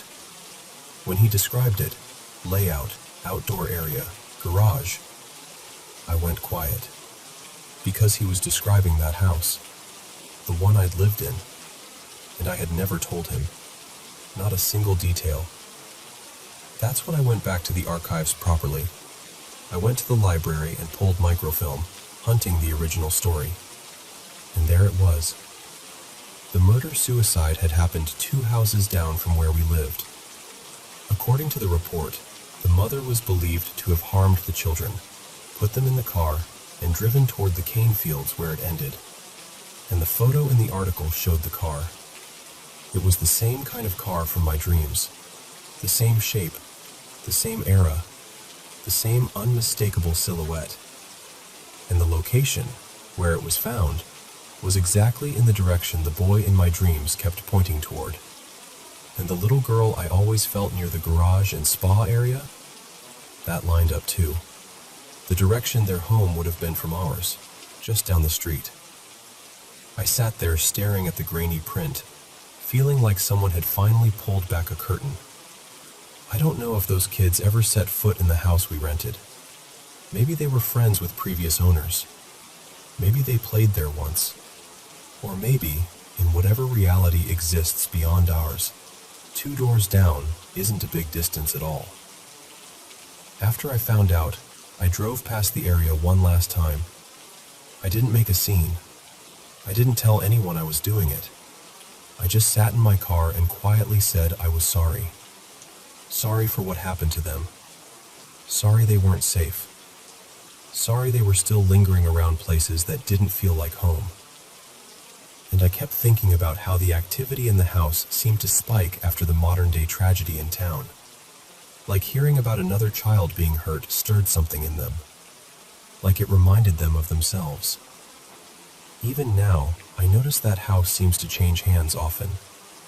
Maybe it's coincidence. Maybe people feel what I felt and don't stay long. All I know is I've lived in a lot of places, and I've had my share of strange experiences.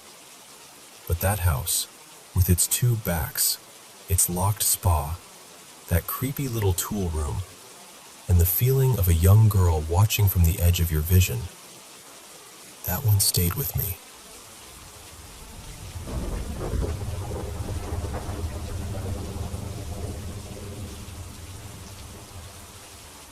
Hey everyone, welcome to the Paranormal M channel. Thanks so much for your continued support and for tuning in to our daily paranormal stories. I genuinely love doing this. And a huge thank you to everyone who's been sending in your own experiences. Don't forget to drop a comment below and tell us where you're listening from. Now, without further ado, get cozy under your blankets, pop on your headphones, and let's dive into today's paranormal encounters. And if you haven't already, please subscribe and turn on notifications.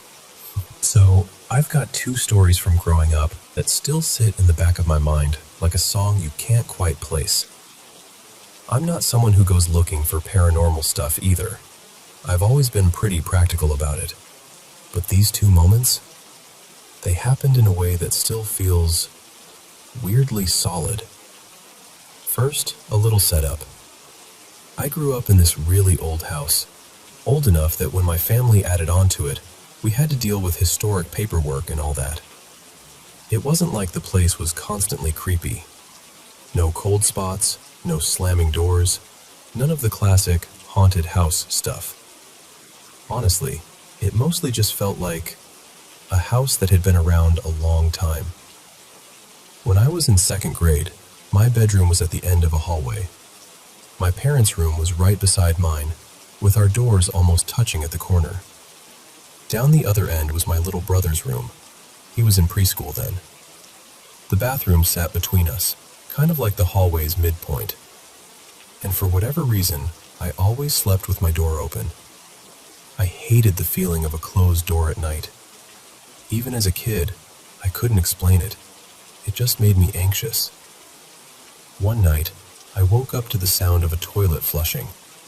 Not like a vague noise either, like the full, unmistakable whoosh of it. I rolled over, expecting to see my dad or my mom, or maybe my brother stumbling back to bed half asleep. But instead, this girl stepped out of the bathroom. She was taller than me, wearing this simple white nightgown that hung kind of straight, like something you'd picture in an old movie. She didn't shuffle or creep.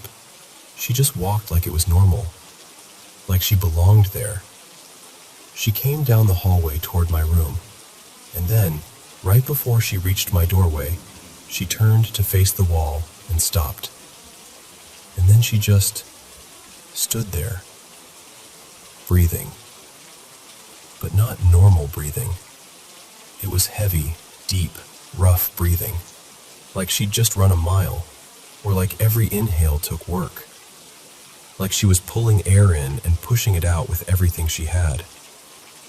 I remember lying there watching her, trying to make sense of it, and my brain basically landing on the only explanation it could tolerate. That must be my brother, even though it obviously wasn't. I got out of bed anyway, slowly, like I didn't want to startle her, or whatever she was. I crept toward her and waited for her to react, turn her head, glance at me, anything. But she didn't. Just kept staring at the wall, breathing like that. I kept inching closer until I was right there, close enough that if I leaned forward, my forehead would almost touch her shoulder. And I remember staring at her hair, the fabric of the nightgown, the way her posture was stiff but not tense, and that breathing filling the whole hallway. Then I lifted my hand. I watched my fingers move toward her, like I was doing it in slow motion, like I was proving to myself she was real.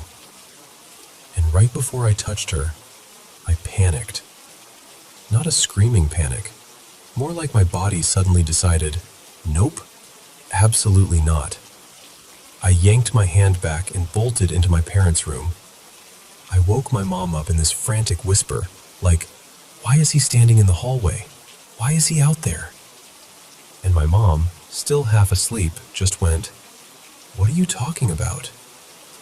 Because my little brother was right there, in their bed, sound asleep. My mom got up and searched the house, bathroom, hallway, closets, kitchen, the whole thing, like a parent going through the motions even when they're pretty sure it'll be nothing. But it was nothing. And even now, she doesn't have an explanation. What messes with me about that one is how clear it is. I wasn't a toddler. I was old enough to know what dreaming feels like. And this didn't feel like a dream. It felt like I woke up, heard the flush, saw someone step out, and then stood 3 feet away from them. I didn't see through her. She wasn't glowing or floating or anything. She looked like a regular person. And the strangest part is, I wasn't even terrified afterward. It was more like my brain filed it under, "That happened," and then just kept going. Okay, the second story is different. Less hallway ghost and more, "What the heck is this?" A few years later, around 5th grade, I got my first little music player, one of those early iPod-style ones, and I kept it charging next to my bed at night. I was obsessed with it. Music, games, photos, everything. One day I was showing my cousin Mariah some pictures on it, just scrolling through like normal, and I noticed 2 photos I did not remember taking. The first one was time-stamped a little after 5 in the morning. It was super blurry, basically useless, but it looked like it had been taken in my room, like the camera had moved mid-shot. The second one was taken a minute later, and that one was sharp enough to make my stomach drop. It was a photo of me asleep, taken from above, like from a top-down angle, looking straight down at my bed. You could see my face, my blanket pulled up, and both my hands tucked under the covers. I was clearly out cold. But the angle made no sense. It looked like whoever took it had the camera held a few feet above me, high enough that it wasn't just someone leaning over from the side, more like someone standing there with their arms stretched up, or something even higher. I stared at it, and Mariah stared at it, and neither of us knew what to say. It was one of those moments where you're both silent because saying it out loud makes it worse. I remember promising her we wouldn't tell anyone. And then, this part still bugs me, I deleted the photos. I don't know why I deleted them so fast. I think I just wanted it to stop being real. Like if the evidence disappeared, then it could go back to being nothing. Later, I tried to reason it out. The obvious suspects would be my family. But why would my parents use my device to take a picture of me sleeping at 5 in the morning? If they wanted a photo for some reason, which they never did, they had their own phones. And honestly, they weren't the type to do that at all. And my little brother? He was shorter than me by a lot back then. That camera angle would have been hard for him to get. Plus, why would he even do that? He wasn't sneaky like that. He was just a little kid. So I've basically sat on that story for years and never brought it up again. It feels strange to tell people as an adult, like they'll either laugh or immediately assume I'm exaggerating. But yeah, those are the 2. And the funny thing is, I still live in that same house. I'm literally telling you this from the same bedroom. And no, I don't feel unsafe. I don't feel watched. None of my friends have ever come over and said the place feels weird. Day to day, it's just home. But every once in a while, I'll think about that toilet flush, and the breathing in the hallway, and that photo looking down at me like someone was standing above my bed, and I get this little chill, like my brain is reminding me, some things happened that you still can't explain.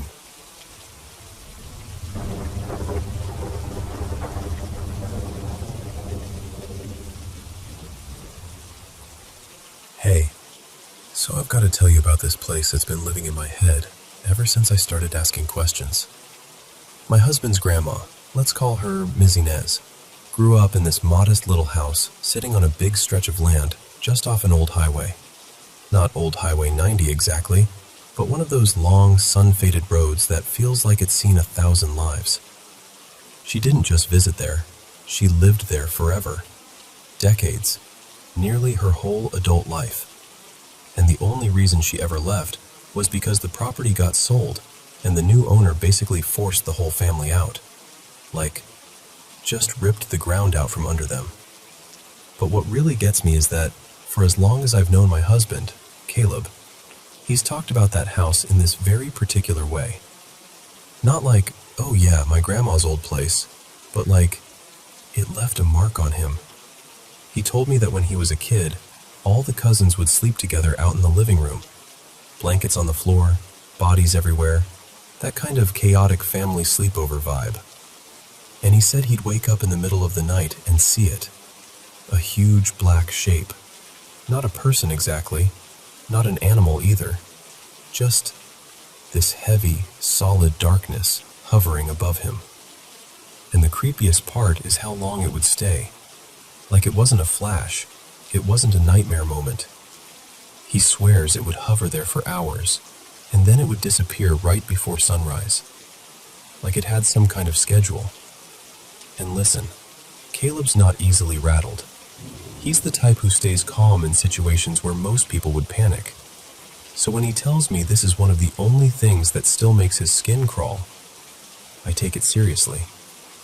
So of course, once I heard that, I couldn't leave it alone. I started gently asking around, like, hey, did anything weird ever happen in that house? And his mom, Marisol, gets quiet immediately. And she tells me that when she was about 12, she saw a dark figure shaped like a man standing in the doorway by the kitchen. Just standing there, like it belonged there. And then she tells me something else. Years later, as an adult, she woke up one night and saw something hovering over her bed. Same kind of experience Caleb described. That hovering feeling. That presence just over you. At that point, I'm like, okay, this isn't just one person's imagination. So I keep going. I talk to one aunt, then another, and eventually I sit down with Ms. Inez herself. And she's interesting because she's calm, almost stubbornly calm. She tells me her oldest son, Rafa, once fell asleep on the couch in the living room and woke up with this pressure on his chest, like something was pushing down on him. And she said he told her he saw something, but he never explained what. Wouldn't. Like even saying it out loud would give it more power. Then she looks at me, steady as anything, and she goes, people say they saw things there, but I never did. I was never afraid. And she starts talking about how she kept saints and candles around the house, how she prayed her rosary, how she believes nothing could come near her because of her faith.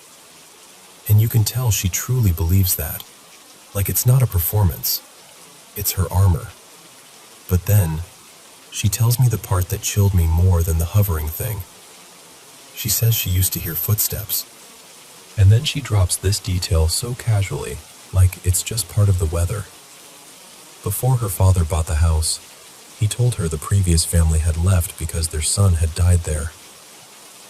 Now, I don't know if that part is true. It's the kind of story that gets passed down and warped over time. But what everyone describes, the heaviness, the hovering, the watching, none of it feels like a child to me. It feels older, sharper, like a presence that isn't lost, but rooted. After that conversation, I tell the rest of the family what Ms. Inez said, and one of the aunts, Dahlia, immediately goes, oh yeah, I used to hear steps on the gravel outside. And she didn't just mean she heard it. She said she could literally see the rocks shifting, like someone was walking toward the house. That visual detail made my stomach drop, because that's not the kind of thing you half imagine. Either you see gravel move or you don't. And Marisol, sitting right next to me, suddenly says, almost like she'd been holding it in for years, one time, when I was little, I heard someone outside calling my name. and she said she went to the door to see who it was, and there was nobody there. That's the kind of thing that makes you feel sick, you know? Because calling your name is personal. It's intimate. It's bait. Later that same afternoon, Caleb and I drove by the house. There's a different family living there now, and the place has been fixed up. Fresh paint, cleaned up yard, like it's trying to look ordinary. From the road, it almost does. Almost. But the living room window, where all those kids used to sleep, looked darker than it should have. I know that could be a million normal things. Tinted glass, heavy curtains, bad lighting. But standing there with all those stories in my head, it felt like the house was still holding something behind that pain. And here's where it gets complicated. Because once I started connecting dots, I couldn't stop. This family, Caleb's family, has lived through so much loss. Strange illnesses, a long stretch of tragedies that seem to pile up. Mizzy Nez herself has been bedridden for years with an illness nobody can fully explain. And recently, one relative has been dealing with serious kidney problems. Another became a widow out of nowhere. It's like grief has been orbiting them for a long time. And I keep wondering, does that presence have anything to do with it? Or is it the other way around? Like the house, the land, the old highway. Maybe it's a place where sorrow passes through, and the family just happened to live there long enough to become part of the story. I've also thought about the location. Being so close to an old highway means accidents, history, people passing through. And there's a church nearby too. Close enough you could probably hear bells on a quiet morning. Sometimes places like that feel layered. Like the living and the dead are both leaving fingerprints. I don't know. I really don't. But what I do know is this. Whatever was in that house seemed to keep to the living room, seemed to come in the darkest hours, and seemed to leave right before sunrise. Like daylight was the one thing it respected. So, what do you think? Does that sound like a haunting tied to a death? Something attached to the land? Something that feeds on fear? Or something that just watches, waits, and repeats what it's always done, no matter who's sleeping under that roof?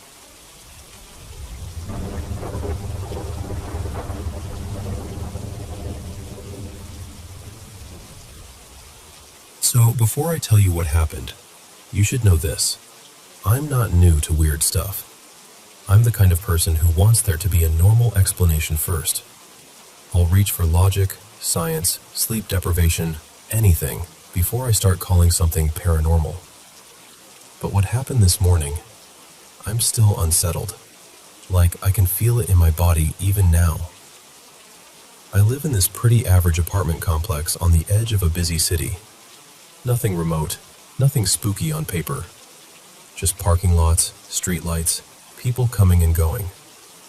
Still, I've had these small, unsettling moments in my unit over the past year. Little things that don't add up. A shadowy figure I caught in the corner of my eye once. The sound of something pacing when I was alone. And this one time I swear I saw a cat in my kitchen that wasn't mine. It looked at me like it belonged there, and then it was just gone. No sound, no scrambling under furniture, nothing. Anyway, this morning, well, technically still night, I jolted awake around 3:40 a.m. because of this long, drawn-out meow. Not a normal meow. It was stretched, loud, repetitive, like something calling out without stopping. It sounded scared, or hurt. We have 2 cats. One usually sleeps on the bed with us, the other likes curling up in the living room. So my first half-awake thought was, oh no, one of them is in trouble. And I know cat noises.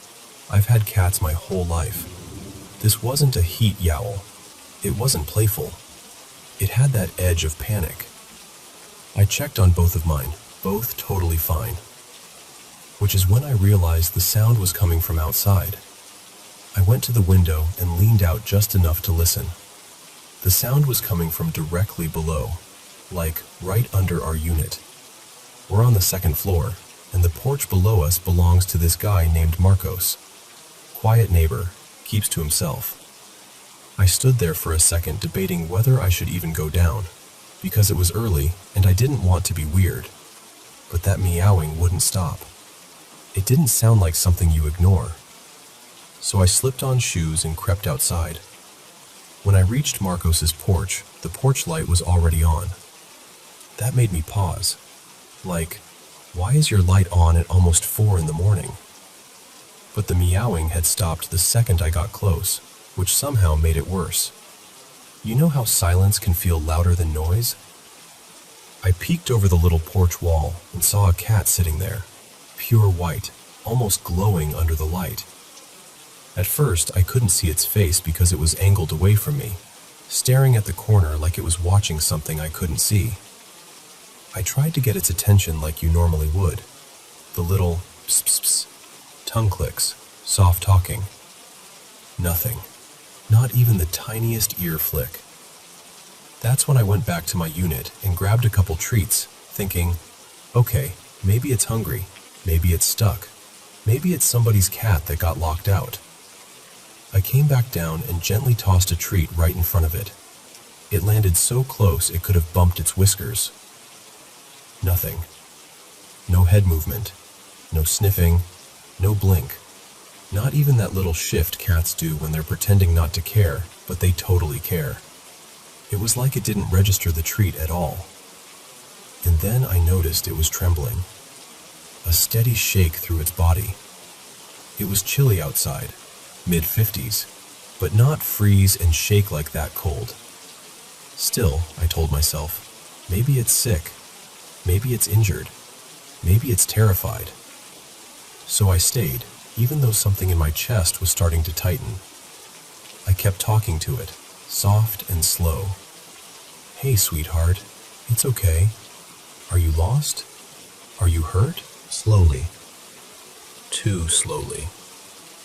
Not its body, just the head, like it was being rotated, like it had to think about how to do it.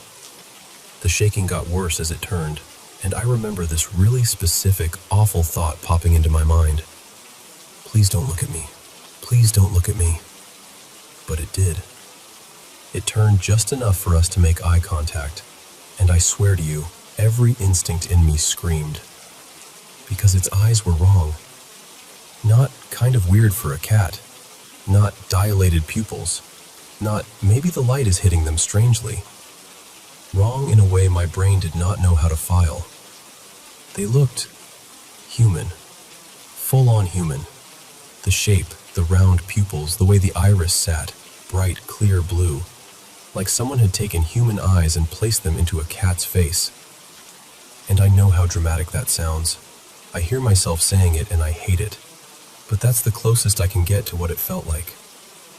I froze for a couple seconds, 2, maybe 3, and I couldn't move. It was like my body just hit a hard stop. Then it opened its mouth and let out one single sound. A meow, technically, but not really. It was raspier, heavier, almost like something doing an impression of a cat. Like when you hear a bird mimic something and it's close enough to fool you until you actually listen. And that sound went straight through me, like it hit something deep and primal and flipped a switch. I backed up without thinking. I didn't say anything. I didn't even breathe right. I just turned and walked, ran, back up the stairs, back into my apartment, and I locked the door like something was about to follow me. I shut the blinds, all of them, every window. Then I sat on the edge of my bed, shaking so hard my teeth felt loose. The adrenaline was insane. The same kind you get when you almost fall, when your body thinks you're about to die. My stomach turned. My skin felt hot and cold at the same time. I started getting nauseous, like my system didn't know what to do with how much fear I'd just dumped into it. Eventually, I took a cool shower and forced down some water and waited for my heart to calm down enough for me to function like a person again. But even now, I can still see it. Those eyes, the slow turn, The way it held the gaze like it knew I was there the whole time and was only pretending not to. I keep trying to explain it. Maybe it was sick. Maybe it was injured. Maybe the lighting made it look wrong. Maybe my brain filled in gaps because I was half asleep and stressed. But the problem is, the image hasn't faded the way a dream does. It's stuck in my head with this sharp, crystal clarity. And I don't know what to do with that.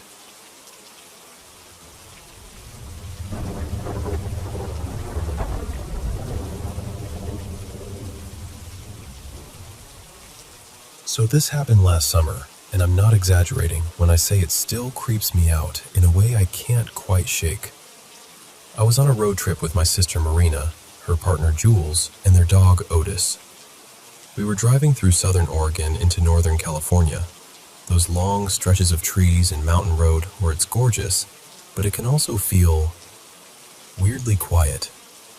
Too quiet. We just peeled off I-5 outside Medford and started heading west on Highway 199 toward the coast. And pretty early on, I got this feeling I can only describe as heavy, like someone put a blanket over my brain. Nothing had actually happened. The weather was perfect. Bright sun, blue sky, that whole postcard vibe. But my body was acting like it knew something I didn't. Then we rolled through Cave Junction, and suddenly that weird feeling wasn't just in my head anymore. All three of us felt it. The town had this rough, unsettled energy, like you could tell there'd been a lot of hard living there. We actually decided not to stop for gas or even use a bathroom, even though we needed to, because none of us wanted to linger. A little while later, we crossed into California, went through this tunnel, and right after it we pulled into a rest stop, the one by the tunnel off 199, because at that point, we had to.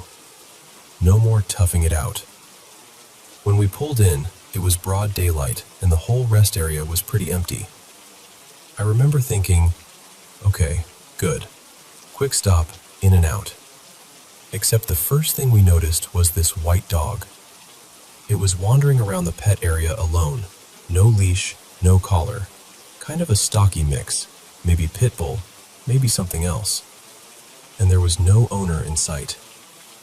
Otis is usually thrilled to jump out of the car anywhere, but we didn't want to let him out with this random off-leash dog roaming around. So we all just kept watching, waiting for somebody to appear and claim it.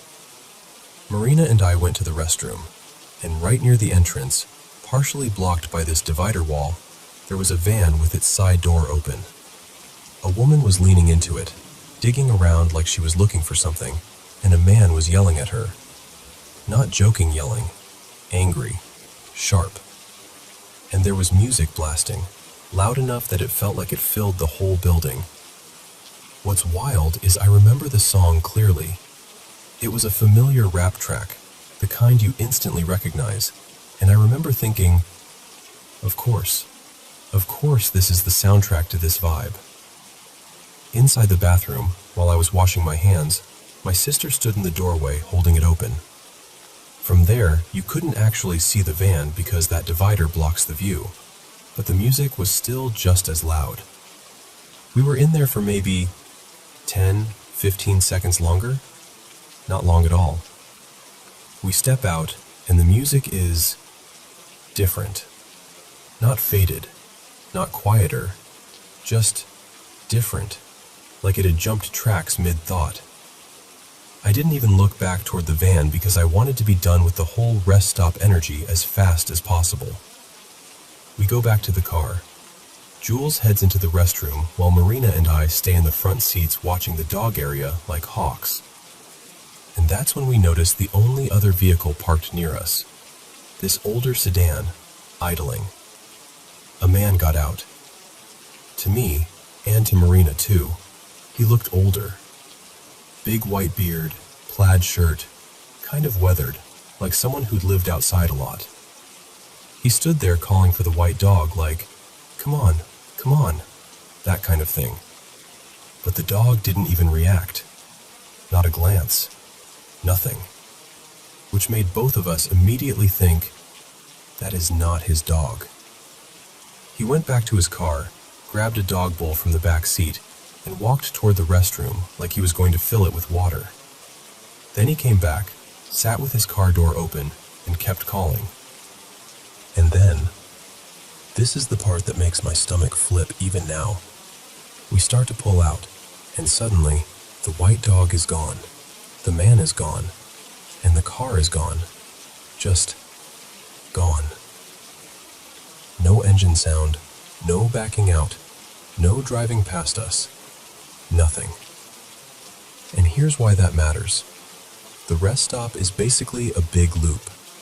To exit, you have to drive around and come out the same way you came in, which means that if that car left, it would have had to pass right by us.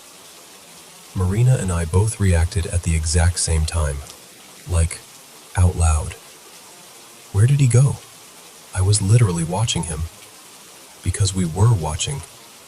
We'd been waiting for that whole situation to clear up so we could let Otis out. Jules, trying to keep things normal, drove us back around to the pet area since, technically, the off-leash dog problem seemed solved. And Otis, who normally tries to launch himself out of the car the second a door cracks, refused. Not hesitated, refused. Jules had to physically coax him out, and even then he moved like his paws didn't want to touch the ground. Once he was out, he started sniffing like crazy, fast and frantic, like he was tracking something invisible. Then he startled, actually jumped like something spooked him, and he wouldn't potty. Just wouldn't. Meanwhile, that heavy feeling in my chest was climbing. It wasn't panic exactly. It was more like my body was ringing an alarm and my brain couldn't find the fire. We got back in the car and drove in silence for a long stretch after that, like none of us wanted to say anything and make it more real. That night, at the hotel, we finally started talking about it, trying to piece it together. Marina and I told our version first, and we matched perfectly. White dog alone, older bearded guy in plaid calling for it, dog bowl, then everything vanishing. And then Jules went really quiet, and she said, "That's not what I saw." She told us that while Marina and I were inside the restroom, she saw a young guy get out of that same car. Not older, no beard, black t-shirt, short hair, clapping his hands and calling for the dog like he was trying to hype it up. And she was dead serious when she said it, like there was no uncertainty, no maybe, just certainty. We all stared at each other because here's the thing. We all agreed there was only ever one person connected to that car. One person calling for that dog. But somehow, not the same person. And then Marina said something she hadn't said earlier, and it made it worse. She goes, "Also, the van was gone when we came out." I swear to you, I still felt like I could hear music as we walked back to the car, like it lingered in the air. But Marina insisted the van wasn't there anymore, and the sound had stopped completely. So now we're sitting in a hotel room trying to make normal sense out of a rest stop where a dog was there, then wasn't. A car was there, then wasn't. The only person around somehow looked completely different depending on who was watching, and a van with loud music vanished in a gap of seconds, all in bright sunlight. No fog, no darkness, no maybe we were tired. Just a weird, clean slice of daylight where reality didn't line up. And the part I can't stop thinking about is how Otis reacted. Because people can rationalize almost anything, but dogs don't do that. They just respond. And he responded like something in that place was wrong.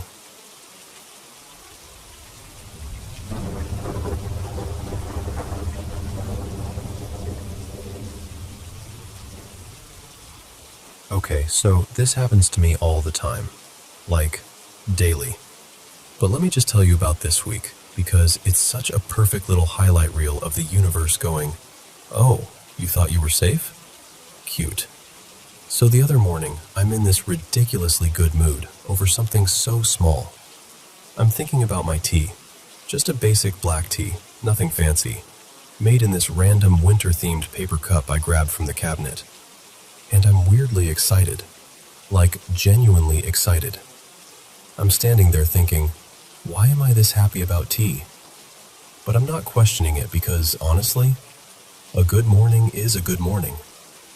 I get to the car, and of course the lid doesn't fit the cup. Of course it doesn't.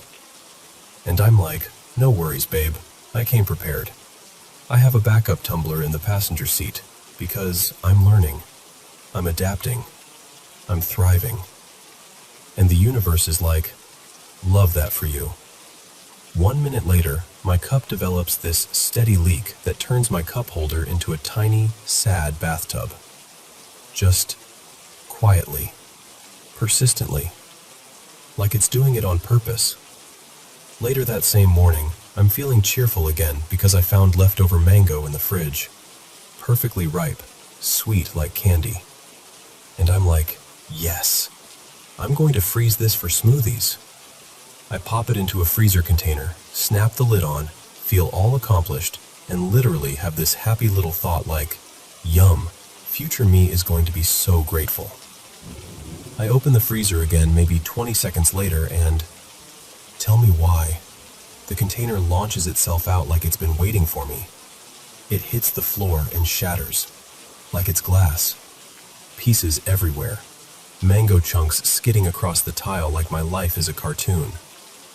And the thing is, I still had an amazing day. Like, truly, one of my best in a while. I picked up the kids, and we went to the store for exactly one thing. Protein powder. That's it. In and out. I'm feeling productive and unstoppable. We get home, I open it, and there's a rip in the inner seal. And I just stare at it for a second like, okay, fine. I set it aside for a return. No drama. I'm still riding the high of being capable. Then I get into this cleaning and cooking mode that only happens once in a blue moon. And when it does, I feel like a superhero. I decide to make a freezer stash, pancakes and waffles for the week. And somehow, I'm doing it all at once like I have 8 arms. I've got 2 pans going, the waffle iron going, batter here, batter there, flipping, pouring, stacking, like I'm running a breakfast restaurant. And it's going so well. I'm moving fast, I'm organized, I'm not overwhelmed. I'm honestly impressed with myself. And I have this thought, this tiny, innocent thought, like, wow, I am absolutely crushing it. I feel like an octopus right now. And immediately, one of the kids yells, Mom, the toilet is backing up. Of course it is, naturally. So now we're dealing with that. It's annoying, but whatever. We survive. Kids go to bed. I shut down the kitchen. I'm tired but proud. Normally I do this quick little check into the garage before I lock up, but that night I didn't. I just locked the door and head upstairs feeling so satisfied, like I did so much today. The toilet can be tomorrow. The protein powder return can be later. We're fine. We don't even need groceries because I totally handled everything. Next morning, I wake up early to make lunches. I go into the garage to grab something from the fridge out there and the garage is lit up, bright, like a spotlight. And inside are the groceries we got from Costco. Thankfully, I had frozen most of the meat, except the sausage pack I was saving for breakfast. And all the dairy was done, like, fully lost. And I just stood there in silence, staring into that fridge like it was personally mocking me. Because this is the pattern. I will think something, anything, and within seconds the opposite happens. It's like the universe is waiting for me to have even a flicker of confidence, so it can kick my ankle out from under me. I told my husband that morning, I swear I'm jinxed, or haunted, or I'm accidentally a witch who keeps casting spells on herself. And I'm laughing, but I'm also not joking, because I've always been sensitive. Since I was little, I've had weird experiences, paranormal-ish stuff, That feeling like you know something before it happens. And sometimes I wonder if I'm predicting things, but in the most unhelpful way possible. Like I'll think, okay, don't turn left or you'll knock the sponge into the sink. So I turn right instead, and somehow the sponge still flies out like it got launched, and it lands right in front of my feet like, nice try. And it's driving me nuts because now I don't even want to think things. I don't want to say them out loud. I'll literally stop myself mid-thought like, nope, don't jinx it, don't summon it, don't invite it. It honestly feels like the universe is a snooty, jealous older sister who can't stand seeing me content. So it's like, oh, you're proud of yourself? That's adorable. Here's a flooded cup holder. Growing up, I used to think things and then they'd happen days later, weeks later, months later. Now it's like the universe downs a drink, cracks its knuckles, and responds in real time. So I don't know. Is it coincidences? Is it anxiety? Is it pattern recognition? Is it me being overly tuned in? Or is something else going on? I just know I'm tired of thinking, yay, I'm having a good day, and watching the universe immediately reach for the chaos button.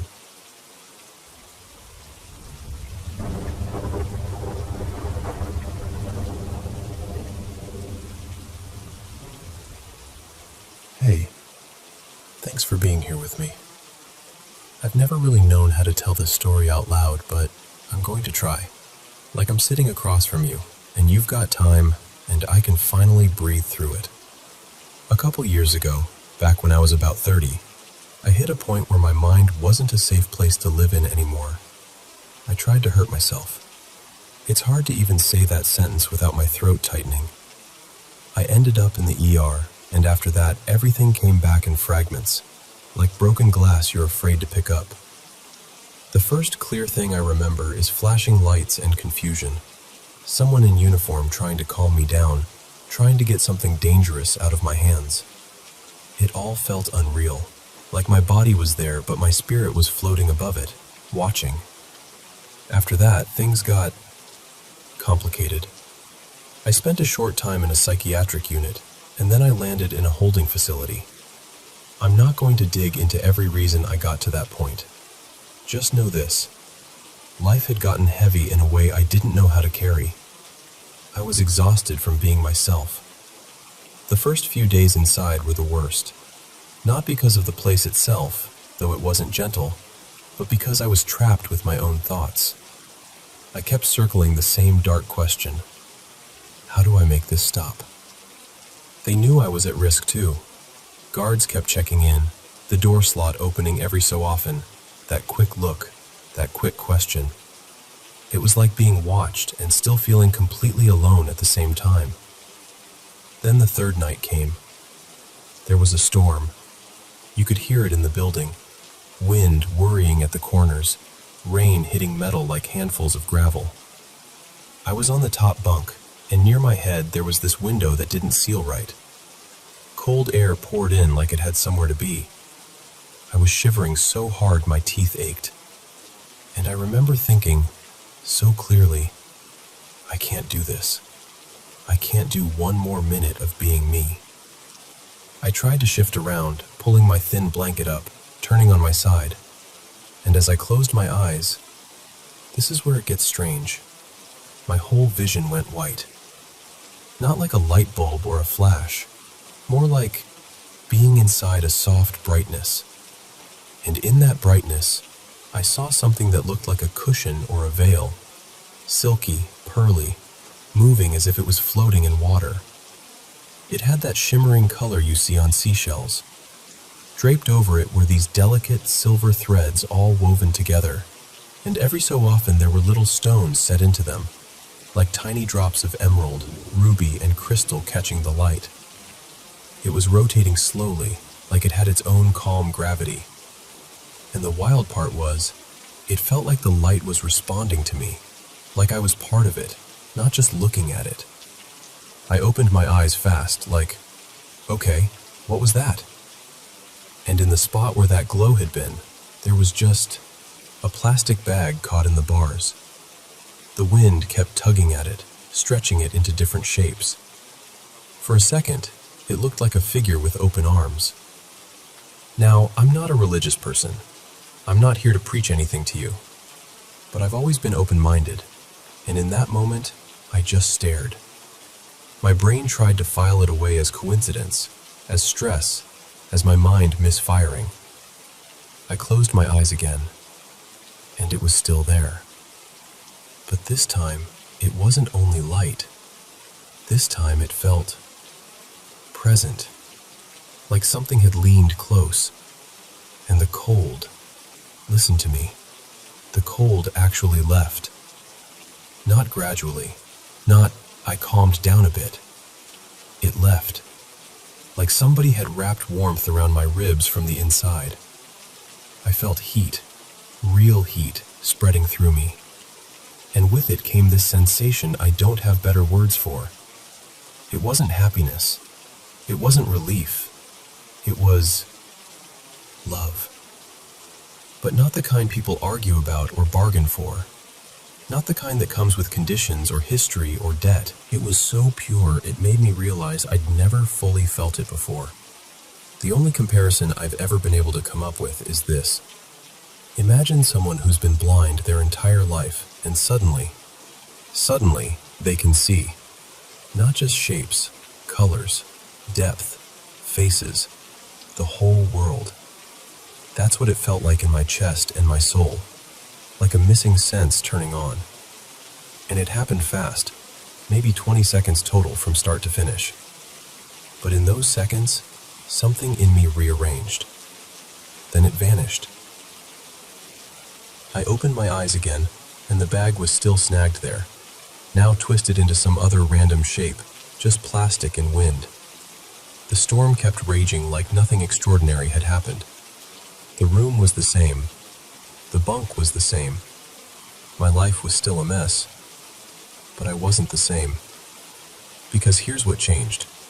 Before that night, I carried so much anger. I'm talking about the kind of anger that feels like it's keeping you alive. Like it's the only thing that makes you strong. I held grudges like they were shields. I was always eye for an eye. I'd rehearse old betrayals like they were scripture. After that night, it was like I suddenly understood people. Not in an excusing way, not in a naive way, but in a deeper way. Like I could see how pain travels through families and strangers and generations. How people do terrible things while thinking they're surviving. And I forgave. Not because anyone deserved it. Because I finally understood what forgiveness is. It's not saying what happened was okay. It's deciding you're not going to keep bleeding for it. Weeks later, after I got out, I was sitting with my mom, her name is Marisol, and I had so much explaining to do. She'd been terrified. She's always been the spiritual one between us, the kind of person who keeps a little candle and a small image on the dresser. And she told me something I still think about all the time. She said that the night of the storm, she woke up early, saw the rain, and felt this panic rise in her. She started crying and praying, really praying, asking the lady, as she called her, to protect me and give me strength. So what was it? Was it my mind trying to save itself? Was it some strange thread between a mother and her child? Was it the Virgin Mary? Something else? Something I don't have language for? I honestly don't know. But I know what it did. Those seconds didn't magically fix my life. They didn't erase consequences. They didn't make everything easy. But they turned me around. They gave me a direction I didn't have. Forward. And whenever the world gets loud again, whenever my thoughts start trying to drag me back into that old darkness, I remember that warmth. I remember that love that didn't ask me to earn it. So yeah, I don't know what she was, but I still call her her because that's how it felt. And I still believe, somewhere deep down, that I'm not alone in this life, even when it feels like I am. And And if you're listening to me and you're in a place where you don't feel safe with your own thoughts, please don't carry it by yourself. Tell someone. Reach out. You deserve help that's real and human, right in the room with you.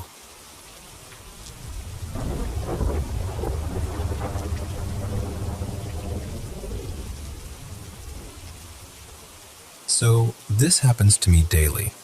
And this week was basically the universe saying, "Oh, you thought you were having a nice moment? Cute." Let me start with Monday morning. I'm standing there feeling weirdly, genuinely excited about my tea. Like, giddy. It was just a plain black tea, nothing fancy, sitting in one of those disposable winter-themed cups with snowflakes on it. And I'm smiling like I've won an award for having a good morning. And then my brain goes, "Aw, this is nice. Today's gonna be smooth." I walk to the car, and the lid doesn't fit the cup. I'm like, no worries, I'm ready, because I've got my backup plan. A little cooling down tea situation, right? I'm prepared. I'm adaptable. I'm thriving. And the universe goes, 1 minute later, "Great, now it's going to leak, slowly, politely, continuously, until it fills your cup holder." Just a gentle little betrayal, a steady drip of chaos. Later that same morning, I'm in the kitchen and I spot leftover mango, so sweet it tastes like candy. And I'm happy again, because my brain is like, "Oh, freeze this and you'll have smoothie magic later." So I put it in a freezer-safe container.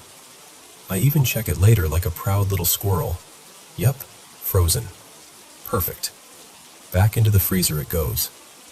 I'm actually feeling accomplished. I'm thinking, yes, look at me, planning ahead, nourishing my future self. And then, like 20 seconds later, I open the freezer and the container just launches out, like it has an attitude. It shoots out, hits the floor, and shatters like it's made of glass, sending frozen mango chunks everywhere. I just stood there blinking like, are we serious? Is someone pranking me? Do I have a ghost with good comedic timing? And here's the part that's extra confusing. I still had an amazing day. Truly. One of the best days I've had in a while. I picked up the kids from school, my daughter Isla and my son Rowan, and we ran to the store for exactly one thing: protein powder. That's it. I'm doing this whole freezer stash thing, pancakes, waffles, all the easy breakfasts, because I'm trying to set future me up for success. We get home, I open it, and there's a rip in the seal. And I'm like, okay, fine, I'll return it. No big deal. Because at this point I'm practically training for the Olympics of not losing my mind. Then, something possessed me in the best way. I go into full cleaning mode. I'm multitasking like I have 8 arms. I'm cooking 6 things at once. 2 batches of pancakes, 2 batches of waffles, and 2 batches of these Odie pancake things. Everything is running smoothly. Nothing is burning. I'm flipping, stirring, wiping, organizing. I'm moving with purpose. I feel unstoppable. I'm literally thinking, wow, I've never felt so capable. I'm like an octopus. I'm doing it all. And the universe goes, toilet's clogged. Just immediate. Like it heard me getting confident and was like, let's humble her. And honestly, even then I'm like, okay, that happens. It's fine. We deal with it, we get the kids to bed, I shut everything down, and I'm exhausted but proud. Before I go upstairs, I do my usual quick mental checklist. I normally peek into the garage, but that night I don't. I just lock the door and think, look at everything I got done today. The toilet can wait till tomorrow. The return can wait. I don't even need groceries because, listen, I got it done. Next morning, I wake up go downstairs to make lunches, head into the garage to grab something from the garage fridge, and the garage is glowing because the fridge door is open, not wide open, just enough, like a 1-inch gap, like it's been sitting there all night, whispering, "You should have checked." And the Costco groceries I bought? Yeah, most of it is done. Thankfully, I had frozen most of the meat already, except the bacon. So the bacon died for the cause. But all the dairy? Gone. A tragic, expensive puddle of regret. And that's when I'm like, okay, I know coincidences exist. I'm not ignorant. I'm not trying to be dramatic. But I swear to you, I think something, and within seconds, the opposite happens. I even told my husband Elias this morning, dead serious but also half laughing, that I feel jinxed, haunted, or like I'm a witch accidentally casting spells on myself. And the thing is, I am sensitive. Always have been. I've had creepy little paranormal experiences since I was tiny. So now I'm sitting here wondering, is this just me noticing patterns? Or is it something weirder? Because sometimes it feels like I'm not jinxing things. Sometimes it feels like I'm predicting them. Like I'll think, don't go left, you'll bump the sponge. So I turn right instead, like a perfect 90-degree turn away from the sponge. And somehow the sponge still flies over my head and lands right in front of my feet. How is that even possible unless reality is playing games with me? And now I'm at the point where I don't even want to say things out loud, because I'm afraid if I do, it'll happen. So I just keep my thoughts quiet, but it doesn't matter, because it's like thought, immediate opposite. I keep joking that it's the universe proving me wrong, like a snooty, jealous older sister who can't stand seeing me feel happy for 3 seconds. And what's wild is, when I was growing up, it was more delayed. Like I'd think something, and then it would happen days or weeks or months later. Now, it's like the universe took a sip of beer, cracked its knuckles and said, "Watch this." So, I don't know, does anyone else get this? Like your brain speaks and reality immediately heckles you? And if you do, what am I supposed to look into here? Is it anxiety? Pattern recognition? Some kind of intuition? A mischievous spirit with a flair for timing? Because I'm telling you, it's driving me nuts.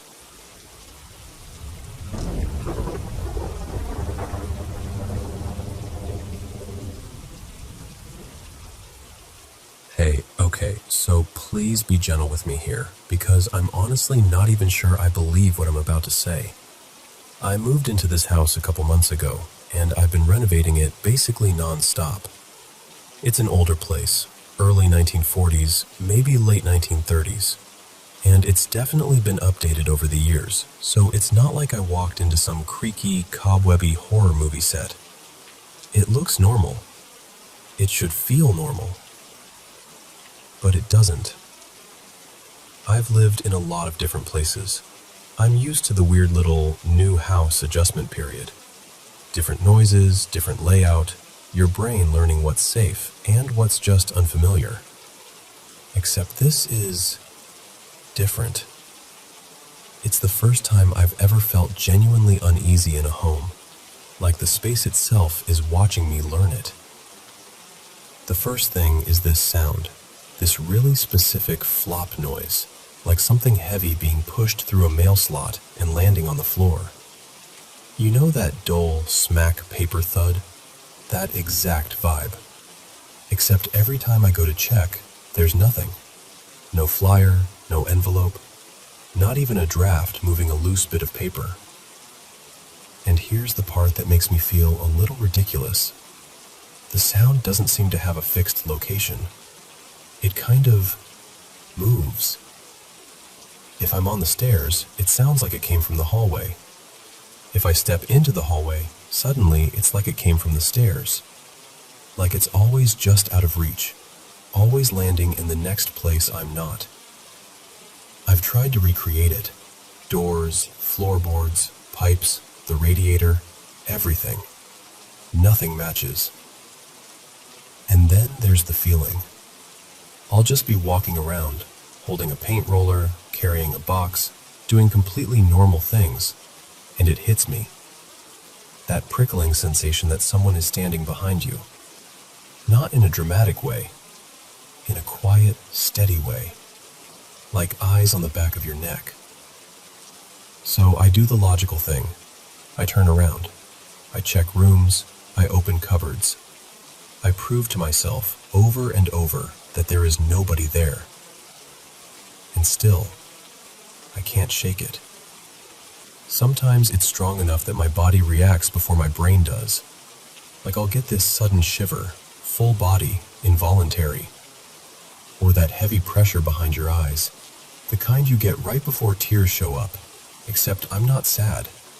Nothing happened. I'm not even in a mood. It's just this weird physical response, like my system is bracing for something it can't explain. And the cold.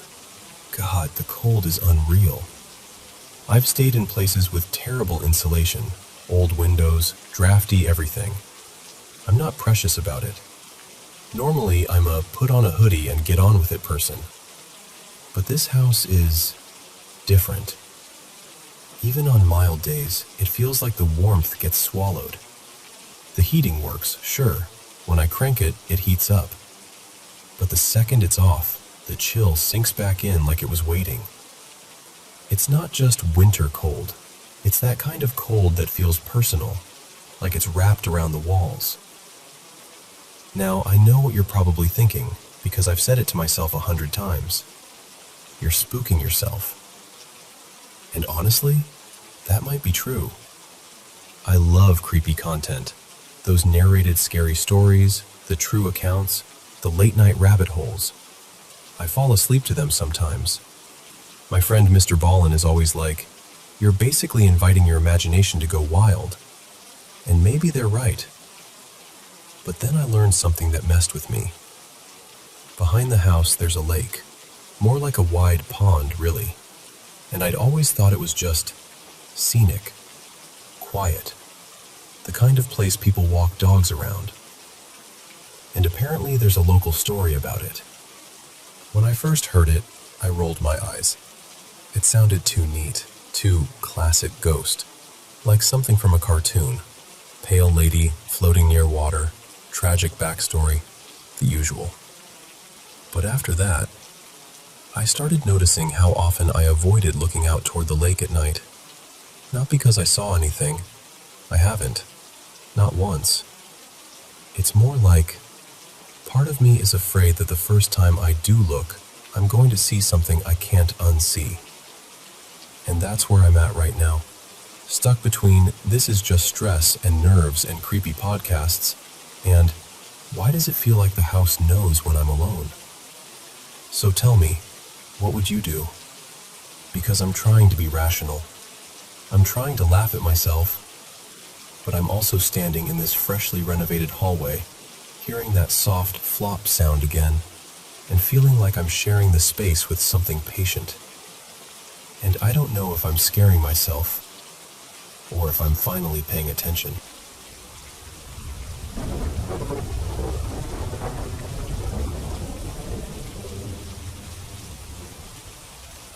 So, back when I was in university, I lived in this little private dorm that was run by nuns. It wasn't fancy, but it was cheap, safe, and close enough to campus that I could roll out of bed and be in class in 10 minutes. The building was simple. 2 boarding floors, maybe a dozen girls on each one, and then the ground floor where the 2 sisters lived. I stayed on the top floor, second level, down a narrow hallway that always smelled faintly like floor polish and laundry detergent. There was a strict curfew, 9 p.m., except for one night a month when they pushed it to midnight so everyone could go out and cut loose. Most of the girls treated it like a mini holiday. Clubs, parties, late-night food, the whole thing. Me? I was not that girl. I had a mountain of coursework and zero interest in drinking or being out late. So I stayed behind with my laptop and a stack of notes, feeling pretty smug about my productivity. That night, right around 9, I'm sitting in my room with the door locked, deep in a project, when I hear this awful sound. Metal chairs scraping hard against the dining room floor. Not one chair, a bunch of them. Like someone was dragging chairs back and forth for no reason at all. It goes on long enough that I finally set my pen down and just listen. 30 seconds, maybe more. No voices, no laughter, just that relentless scraping. So I get up, open my door, and peek out into the dining area. Pitch dark, empty, no one. I flip on the light, expecting to catch someone messing around, or maybe a girl sneaking a late snack. But the room looks normal. Chairs tucked in neatly, tables exactly where they always were. Nothing out of place. It's the kind of normal that makes you feel silly for being nervous. I tell myself it's probably just pipes or the building settling. Old buildings make weird noises, right? And I go back to my room, shut the door, and try to focus. And then it starts again. Same scraping, same intensity. This time I'm faster. I open my door almost immediately, like I'm going to catch the sound in the act, and the second I step out, it stops. Just gone. Like someone hit mute. I walk over, look around again. Still nothing. Still neat. Still empty.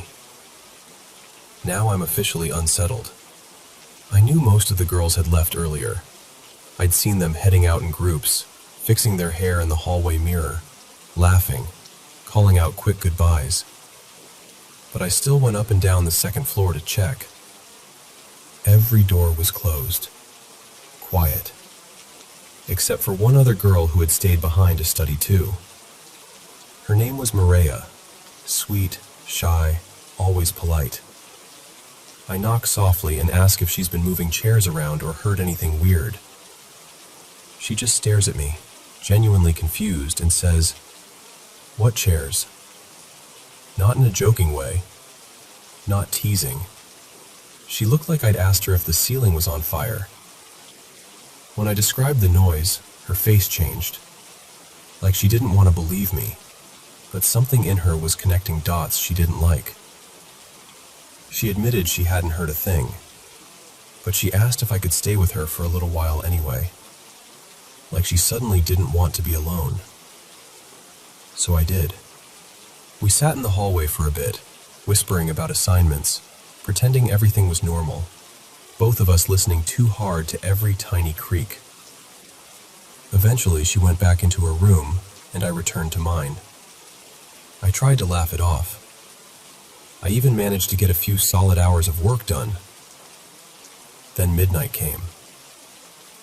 I hear 3 knocks on my door. I figure, okay, the girls are back. Someone needs something. Maybe they lost their key or want to borrow a charger.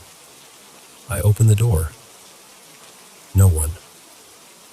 The hallway is dark. Every other door is shut. No footsteps. No giggling. No distant chatter drifting up from the stairs. Just silence. I stand there for a second, kind of holding my breath, then close the door and go back to my desk because, honestly, I had deadlines and I didn't want to spiral. A little while later, 3 knocks again. Same pattern. Same calm, intentional rhythm. This time I call out, "Yeah?" Nothing. I open the door again. Still no one.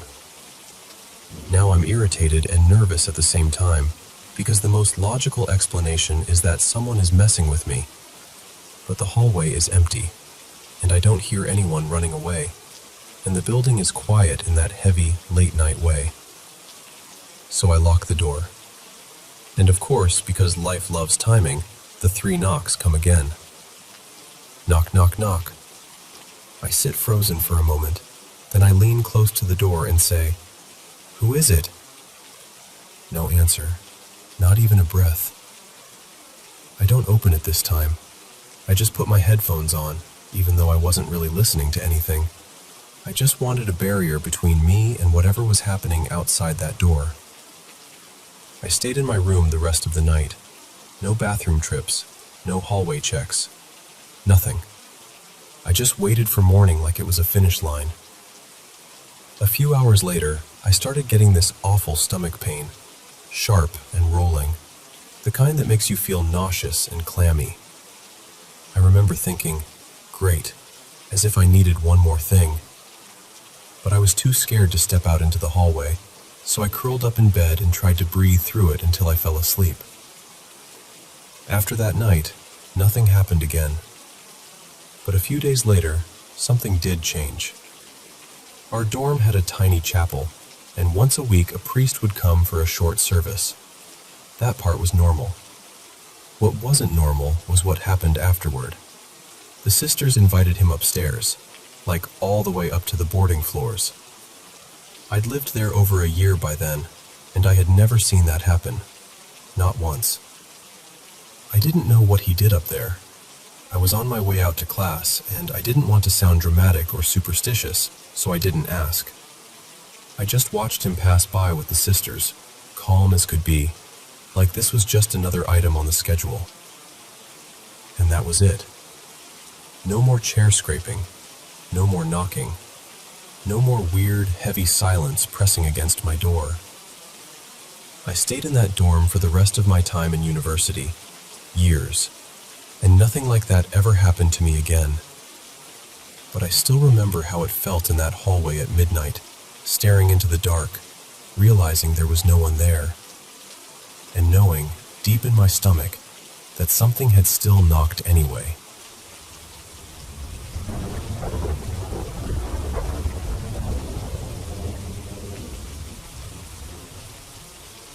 So I was probably about 7, maybe 8 when this happened. Little enough that bedtime still felt like a whole event. And honestly, nights were rough for me back then. I was terrified of the dark in a way that wasn't just, I don't like it, but like, my whole body would brace for something bad the second the lights went out. I'd lie there with this heavy, sinking dread because sleep didn't feel safe. Part of it was the darkness itself, but part of it was my dreams. Super vivid, hyper-real dreams that felt like they followed me even after I opened my eyes. Sometimes I'd wake up and just know something was wrong, even if nothing looked wrong yet. And I'd be too scared to even sit up and turn on a little lamp, because what if the moment I moved, I'd see something I wasn't supposed to see? My room had a setup I can still picture perfectly. On my left was the window. At night, I wouldn't even glance in that direction, like the glass could show me something looking back. The blinds stayed shut every night, no exceptions. On my right was this big desk, kind of old and heavy-looking, with shelves above it. My mom kept a few decorations up there, including some dolls. And there was one in particular that made my stomach twist every time I remembered it existed. It was this little girl doll sitting on a tiny wooden rocking horse. The doll had pale blonde hair in 2 neat pigtails, tied off with little ribbons, and she wore this old-fashioned dress, dark green, like something out of a history book. It looked like it belonged in another century. I hated it. Not because it was ugly or broken or anything. It was just too lifelike. I was always scared that I'd look up and catch it rocking, just slightly, or see its head turned when it hadn't been turned before. And the creepy part is, that doll wasn't just a random toy. It had been a gift from my mom's aunt, Aunt Darlene, who'd passed away not long before that. So it already had this weird, heavy feeling attached to it, even if nobody said it out loud. Anyway, I don't remember falling asleep. I just remember waking up. It was the middle of the night, and I snapped awake like someone had yanked me up out of a dream. My heart was already going, already panicked, like it knew something before my brain did. I was lying flat on my back, staring into the darkness. I tried to do the normal kid thing, like, okay, calm down, roll over, get comfortable, go back to sleep. So I slowly turned onto my left side, and the second I turned, there was a girl standing right next to my bed. Not a kid-sized shape, not a shadow. A life-size girl, right there, so close I could have reached out and touched her. And she looked exactly like the doll. Same hairstyle, same old-fashioned dress, same small, rigid posture. She wasn't moving, just standing there, watching me like she'd been there the whole time, and I just finally noticed. There was this strange light behind her, like a dull yellow glow seeping through the blinds, even though my blinds were shut. It didn't make sense, but it was enough to backlight her. Her whole front was in shadow, so I couldn't see her face at all. Just the outline of her head, the pigtails, the shape of the dress, the rocking horse doll silhouette, but full-sized. And I swear to you, the fear that hit me was like my blood turned to ice, like my body stopped being mine. I didn't scream. I didn't even breathe right. I just reacted. I yanked the blanket over my head as fast as I could, like if I couldn't see her, she couldn't finish whatever she came to do. That was the thought. Not a clear sentence, just this animal feeling. Don't look, don't move, don't let it know you're here. So I stayed like that. Eventually, I could tell morning was coming. Not because I saw light, but because the air felt different. The silence felt different. And when I finally worked up the courage to lower the blanket, there was nothing there.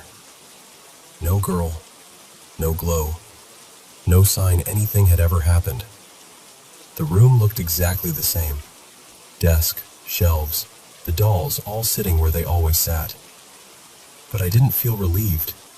I felt violated, like my room had betrayed me. And I kept that to myself for a long time. Years. Because how do you even say it out loud without someone brushing it off or laughing, or, maybe worse, looking worried? Now that I'm older, I can look back and connect the dots. I'm pretty sure I was dealing with sleep paralysis starting really young, before I even had words for it. And I also get those weird in-between hallucinations sometimes. The ones that happen when you're falling asleep or just waking up. The brain sort of half dreaming, half awake, blending reality with something else. As a kid and teenager, it was always the same kind of theme. Dark shapes in corners, something on the ceiling, the sense of a presence, sometimes even figures around the bed. And the worst part wasn't just seeing things, it was being trapped. Like your body won't listen to you, like you're screaming internally but nothing comes out. I barely get the paralysis itself anymore, thankfully. These days, if anything, I'll get those awful, false wake-ups where you think you've gotten up and escaped, and then you realize you're still in bed, still stuck, and it loops again. It's exhausting. But that night, back when I was little, I didn't know any of that.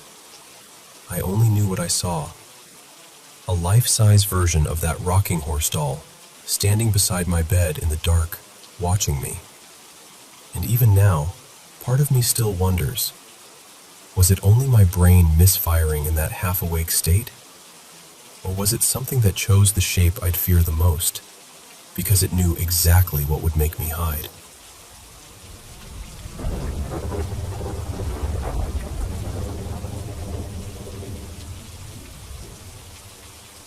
So, I bought this place in September of 2018. A big, creaky, Victorian-ish farmhouse that was built back in 1919. The kind of house that looks like it's holding its breath half the time, you know? Beautiful, but always settling. Always making little noises, and I'm not exaggerating when I say this. About 10 days after I moved in, I had my first real moment. I was sitting at my desk, just scrolling on my laptop, totally alone in the house. And I felt a hand rest on my right shoulder. Not a brush, not my shirt shifting. A hand, heavy enough that my body reacted before my brain even caught up. I spun around like, what the? And there was nobody there. Just empty space. Quiet. The house doing that thing old houses do, where it feels like it's listening back. After that, it was smaller stuff for a while. A bedroom door I know I latched would be cracked open in the middle of the night. A kitchen cabinet would be hanging open like someone forgot to close it. And honestly, I told myself all the reasonable things. Old hinges, uneven floors, wood expanding and contracting. Anything to make it feel normal. But the part that didn't feel normal was the feeling. Especially upstairs. If I went to the second floor alone, there were times I'd get this steady, prickly sense of being watched. Like I'd stepped into someone else's space, and they were waiting to see what I'd do. And the basement had this little coal storage room, more like a tight, unfinished pocket off to the side. And every time I even stood near it, my stomach would drop. Like my body was warning me, no, don't go in there. Not fear exactly, more like a deep, sour, you shouldn't be here. Things didn't really ramp up until 2020 when my partner, who's now my wife, moved in. Her name's Mara. And Mara is the kind of person who notices everything. Not long after she moved in, she started telling me she could hear voices in the basement. 2 people, a man and a woman, talking like they were having a normal conversation.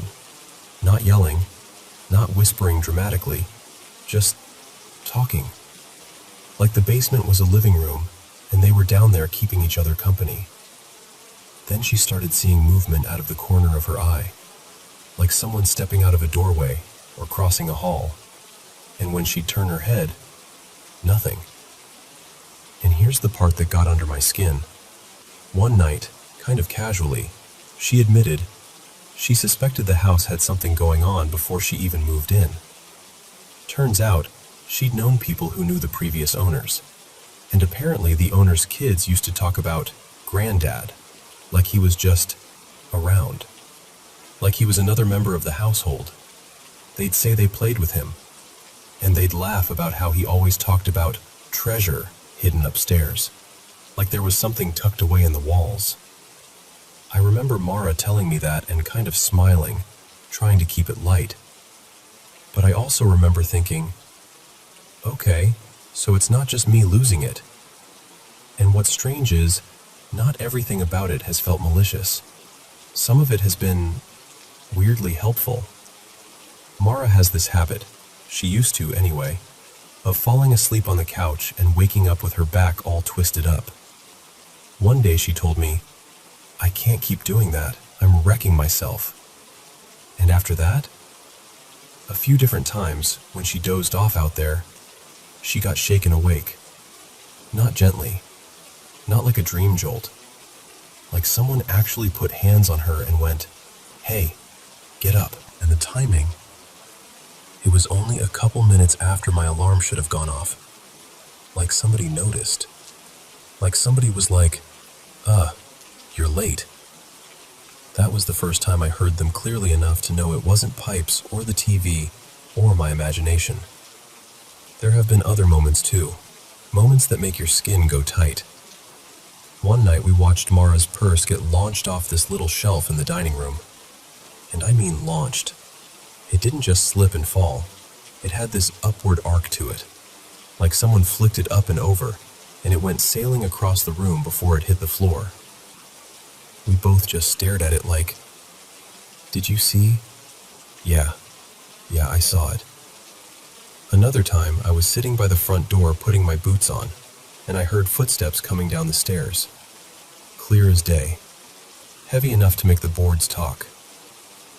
I looked up expecting to see Mara. Nobody. Not on the stairs, not at the landing, not anywhere. Mara hears those footsteps more than I do.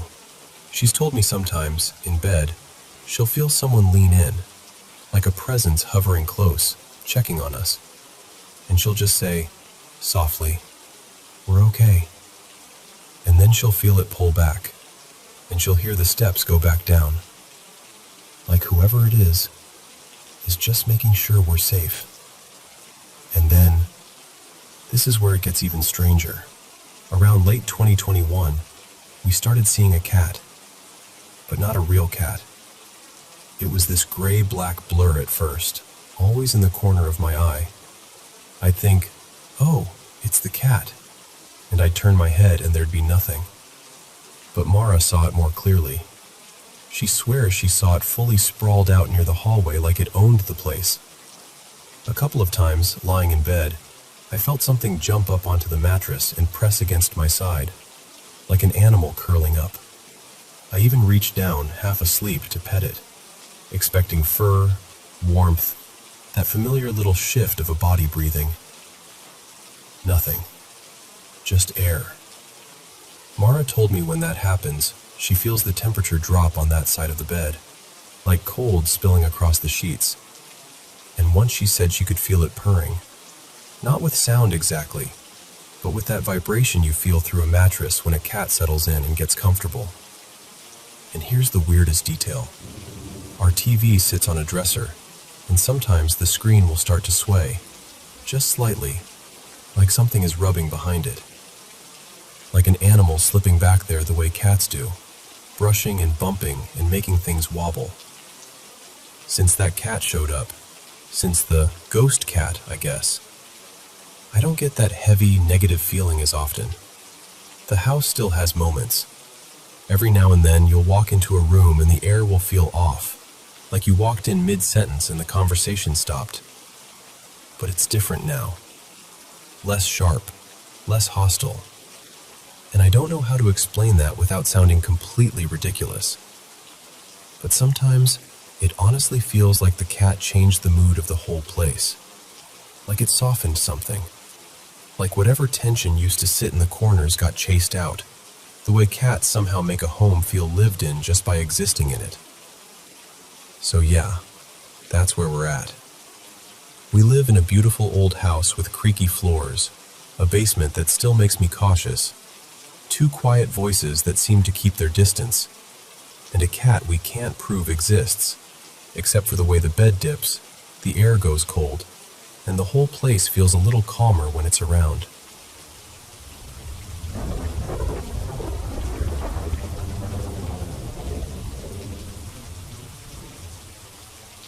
Okay, so I don't really know how to tell this without sounding like I'm trying to convince you of something. I'm not. I'm just laying it out the way it happened, because it's been years now, and I swear the house has a personality. Or something in it does. So, quick setup. My place was built in the early 70s, 1972 I think. It's a small 1-story bungalow in a quiet neighborhood of Jensen Beach, Florida. 2 bedrooms, 2 baths, a little over 1,200 square feet. Nothing fancy. I'm the 4th owner. I live alone, and my fiancée, Maya. She's overseas right now, so it's just me and the dogless silence most nights. The house was renovated right before I bought it. Fresh paint, new floors, the whole move-in ready thing. It had been a rental at some point too, which always makes you wonder how many different lives have been lived in the same rooms, you know? Anyway, about 3 weeks after I moved in, the first weird thing happened. Every night I closed my bedroom door.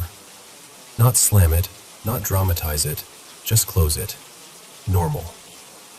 But once in a while, I'd wake up in the morning and the door would be stuck. Not like swollen wood stuck, like latched stuck. Like the lock had been turned just enough that I couldn't open it without forcing it. It doesn't happen as much anymore, but it used to freak me out because, I live alone. Who's locking me in my room?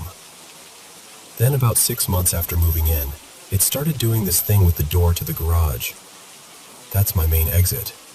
I never lock it because the garage itself is secure, and my washer and dryer are out there. But sometimes I'd open the door to step through, and the second I crossed the threshold, bam! The door would slam back like it was offended I was leaving. And when I'd turn around, the deadbolt would be fully extended, smacking into the doorframe like somebody had thrown it out on purpose. I'm telling you, I just stand there in the garage, staring at it, thinking, how? Because I didn't touch the deadbolt. And I'm not the kind of person who sleepwalks and locks doors for fun. Then there's the attic. The attic is basically useless. Super low, all trusses, barely any room to move.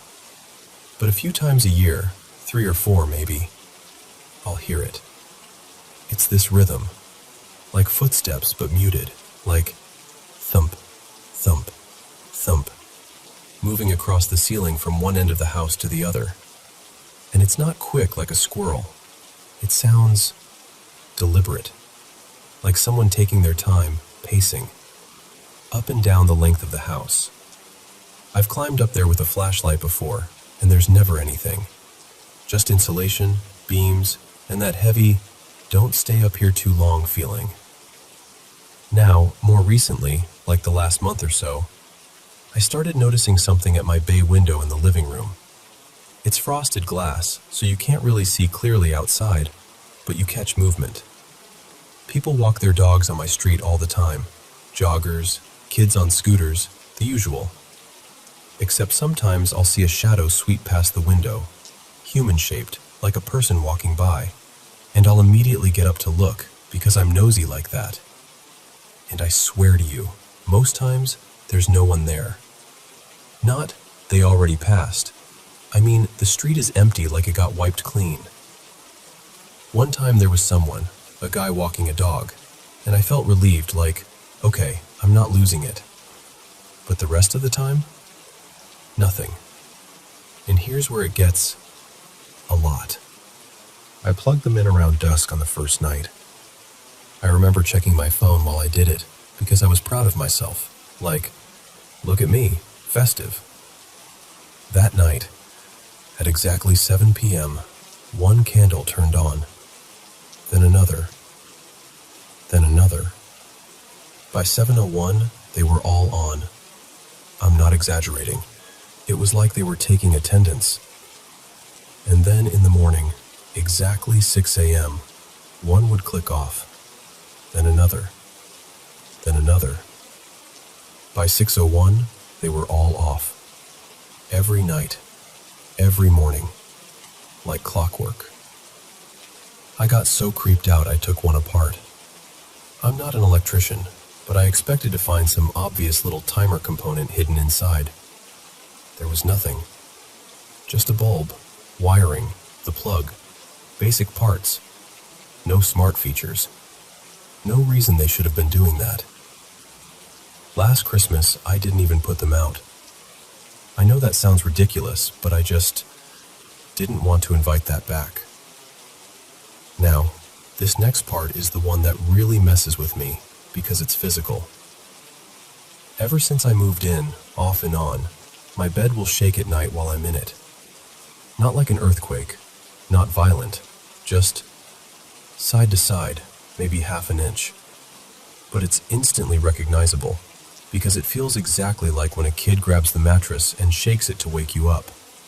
Just enough movement to be unmistakable. Sometimes it lasts 30 seconds. Sometimes it lasts 3 or 4 minutes. And here's the weirdest detail. It happens more when I run my little rain sound machine. Like white noise.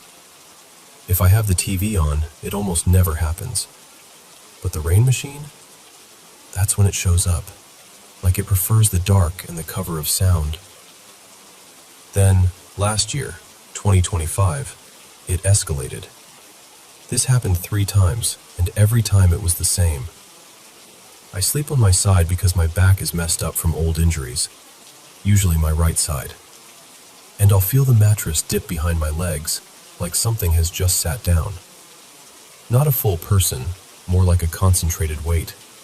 Like someone placed a heavy medicine ball on the bed, maybe 20 pounds or so. My legs get this hollow space under them because the mattress is pushed down. And then, this is the part that makes my skin crawl. My legs go cold. Not I kicked off the blanket cold. Like the warmth gets pulled out of them. It lasts a few minutes, and then it's gone, like nothing happened. And then, once. Only once.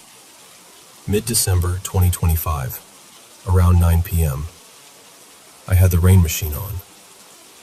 A couple minutes in, the bed started doing the familiar shake, side to side, that wake-up motion. Then the weight pressed down behind my legs. My legs went cold. And then I heard it. A growl. Low, throaty, like a dog warning you. It only lasted a second or two, so quick that if I'd coughed, I might have missed it. But I didn't miss it. I felt it in my chest more than my ears. I turned on every light in the house. I walked through every room like I was doing a security check, even though I didn't really believe I'd find anything. I checked the closets. I checked the garage door. I stood in the hallway listening to the silence like it might explain itself. And then I slept on the couch, lights on, because I just couldn't climb back into that bed like everything was normal. So yeah, that's it. That's the whole thing. I'm not asking you to tell me it's a ghost. I'm not even saying I believe it's a ghost. I just know what I've experienced, and I know how it feels. Like the house is doing little things to remind me it's there. And sometimes it's not just the house.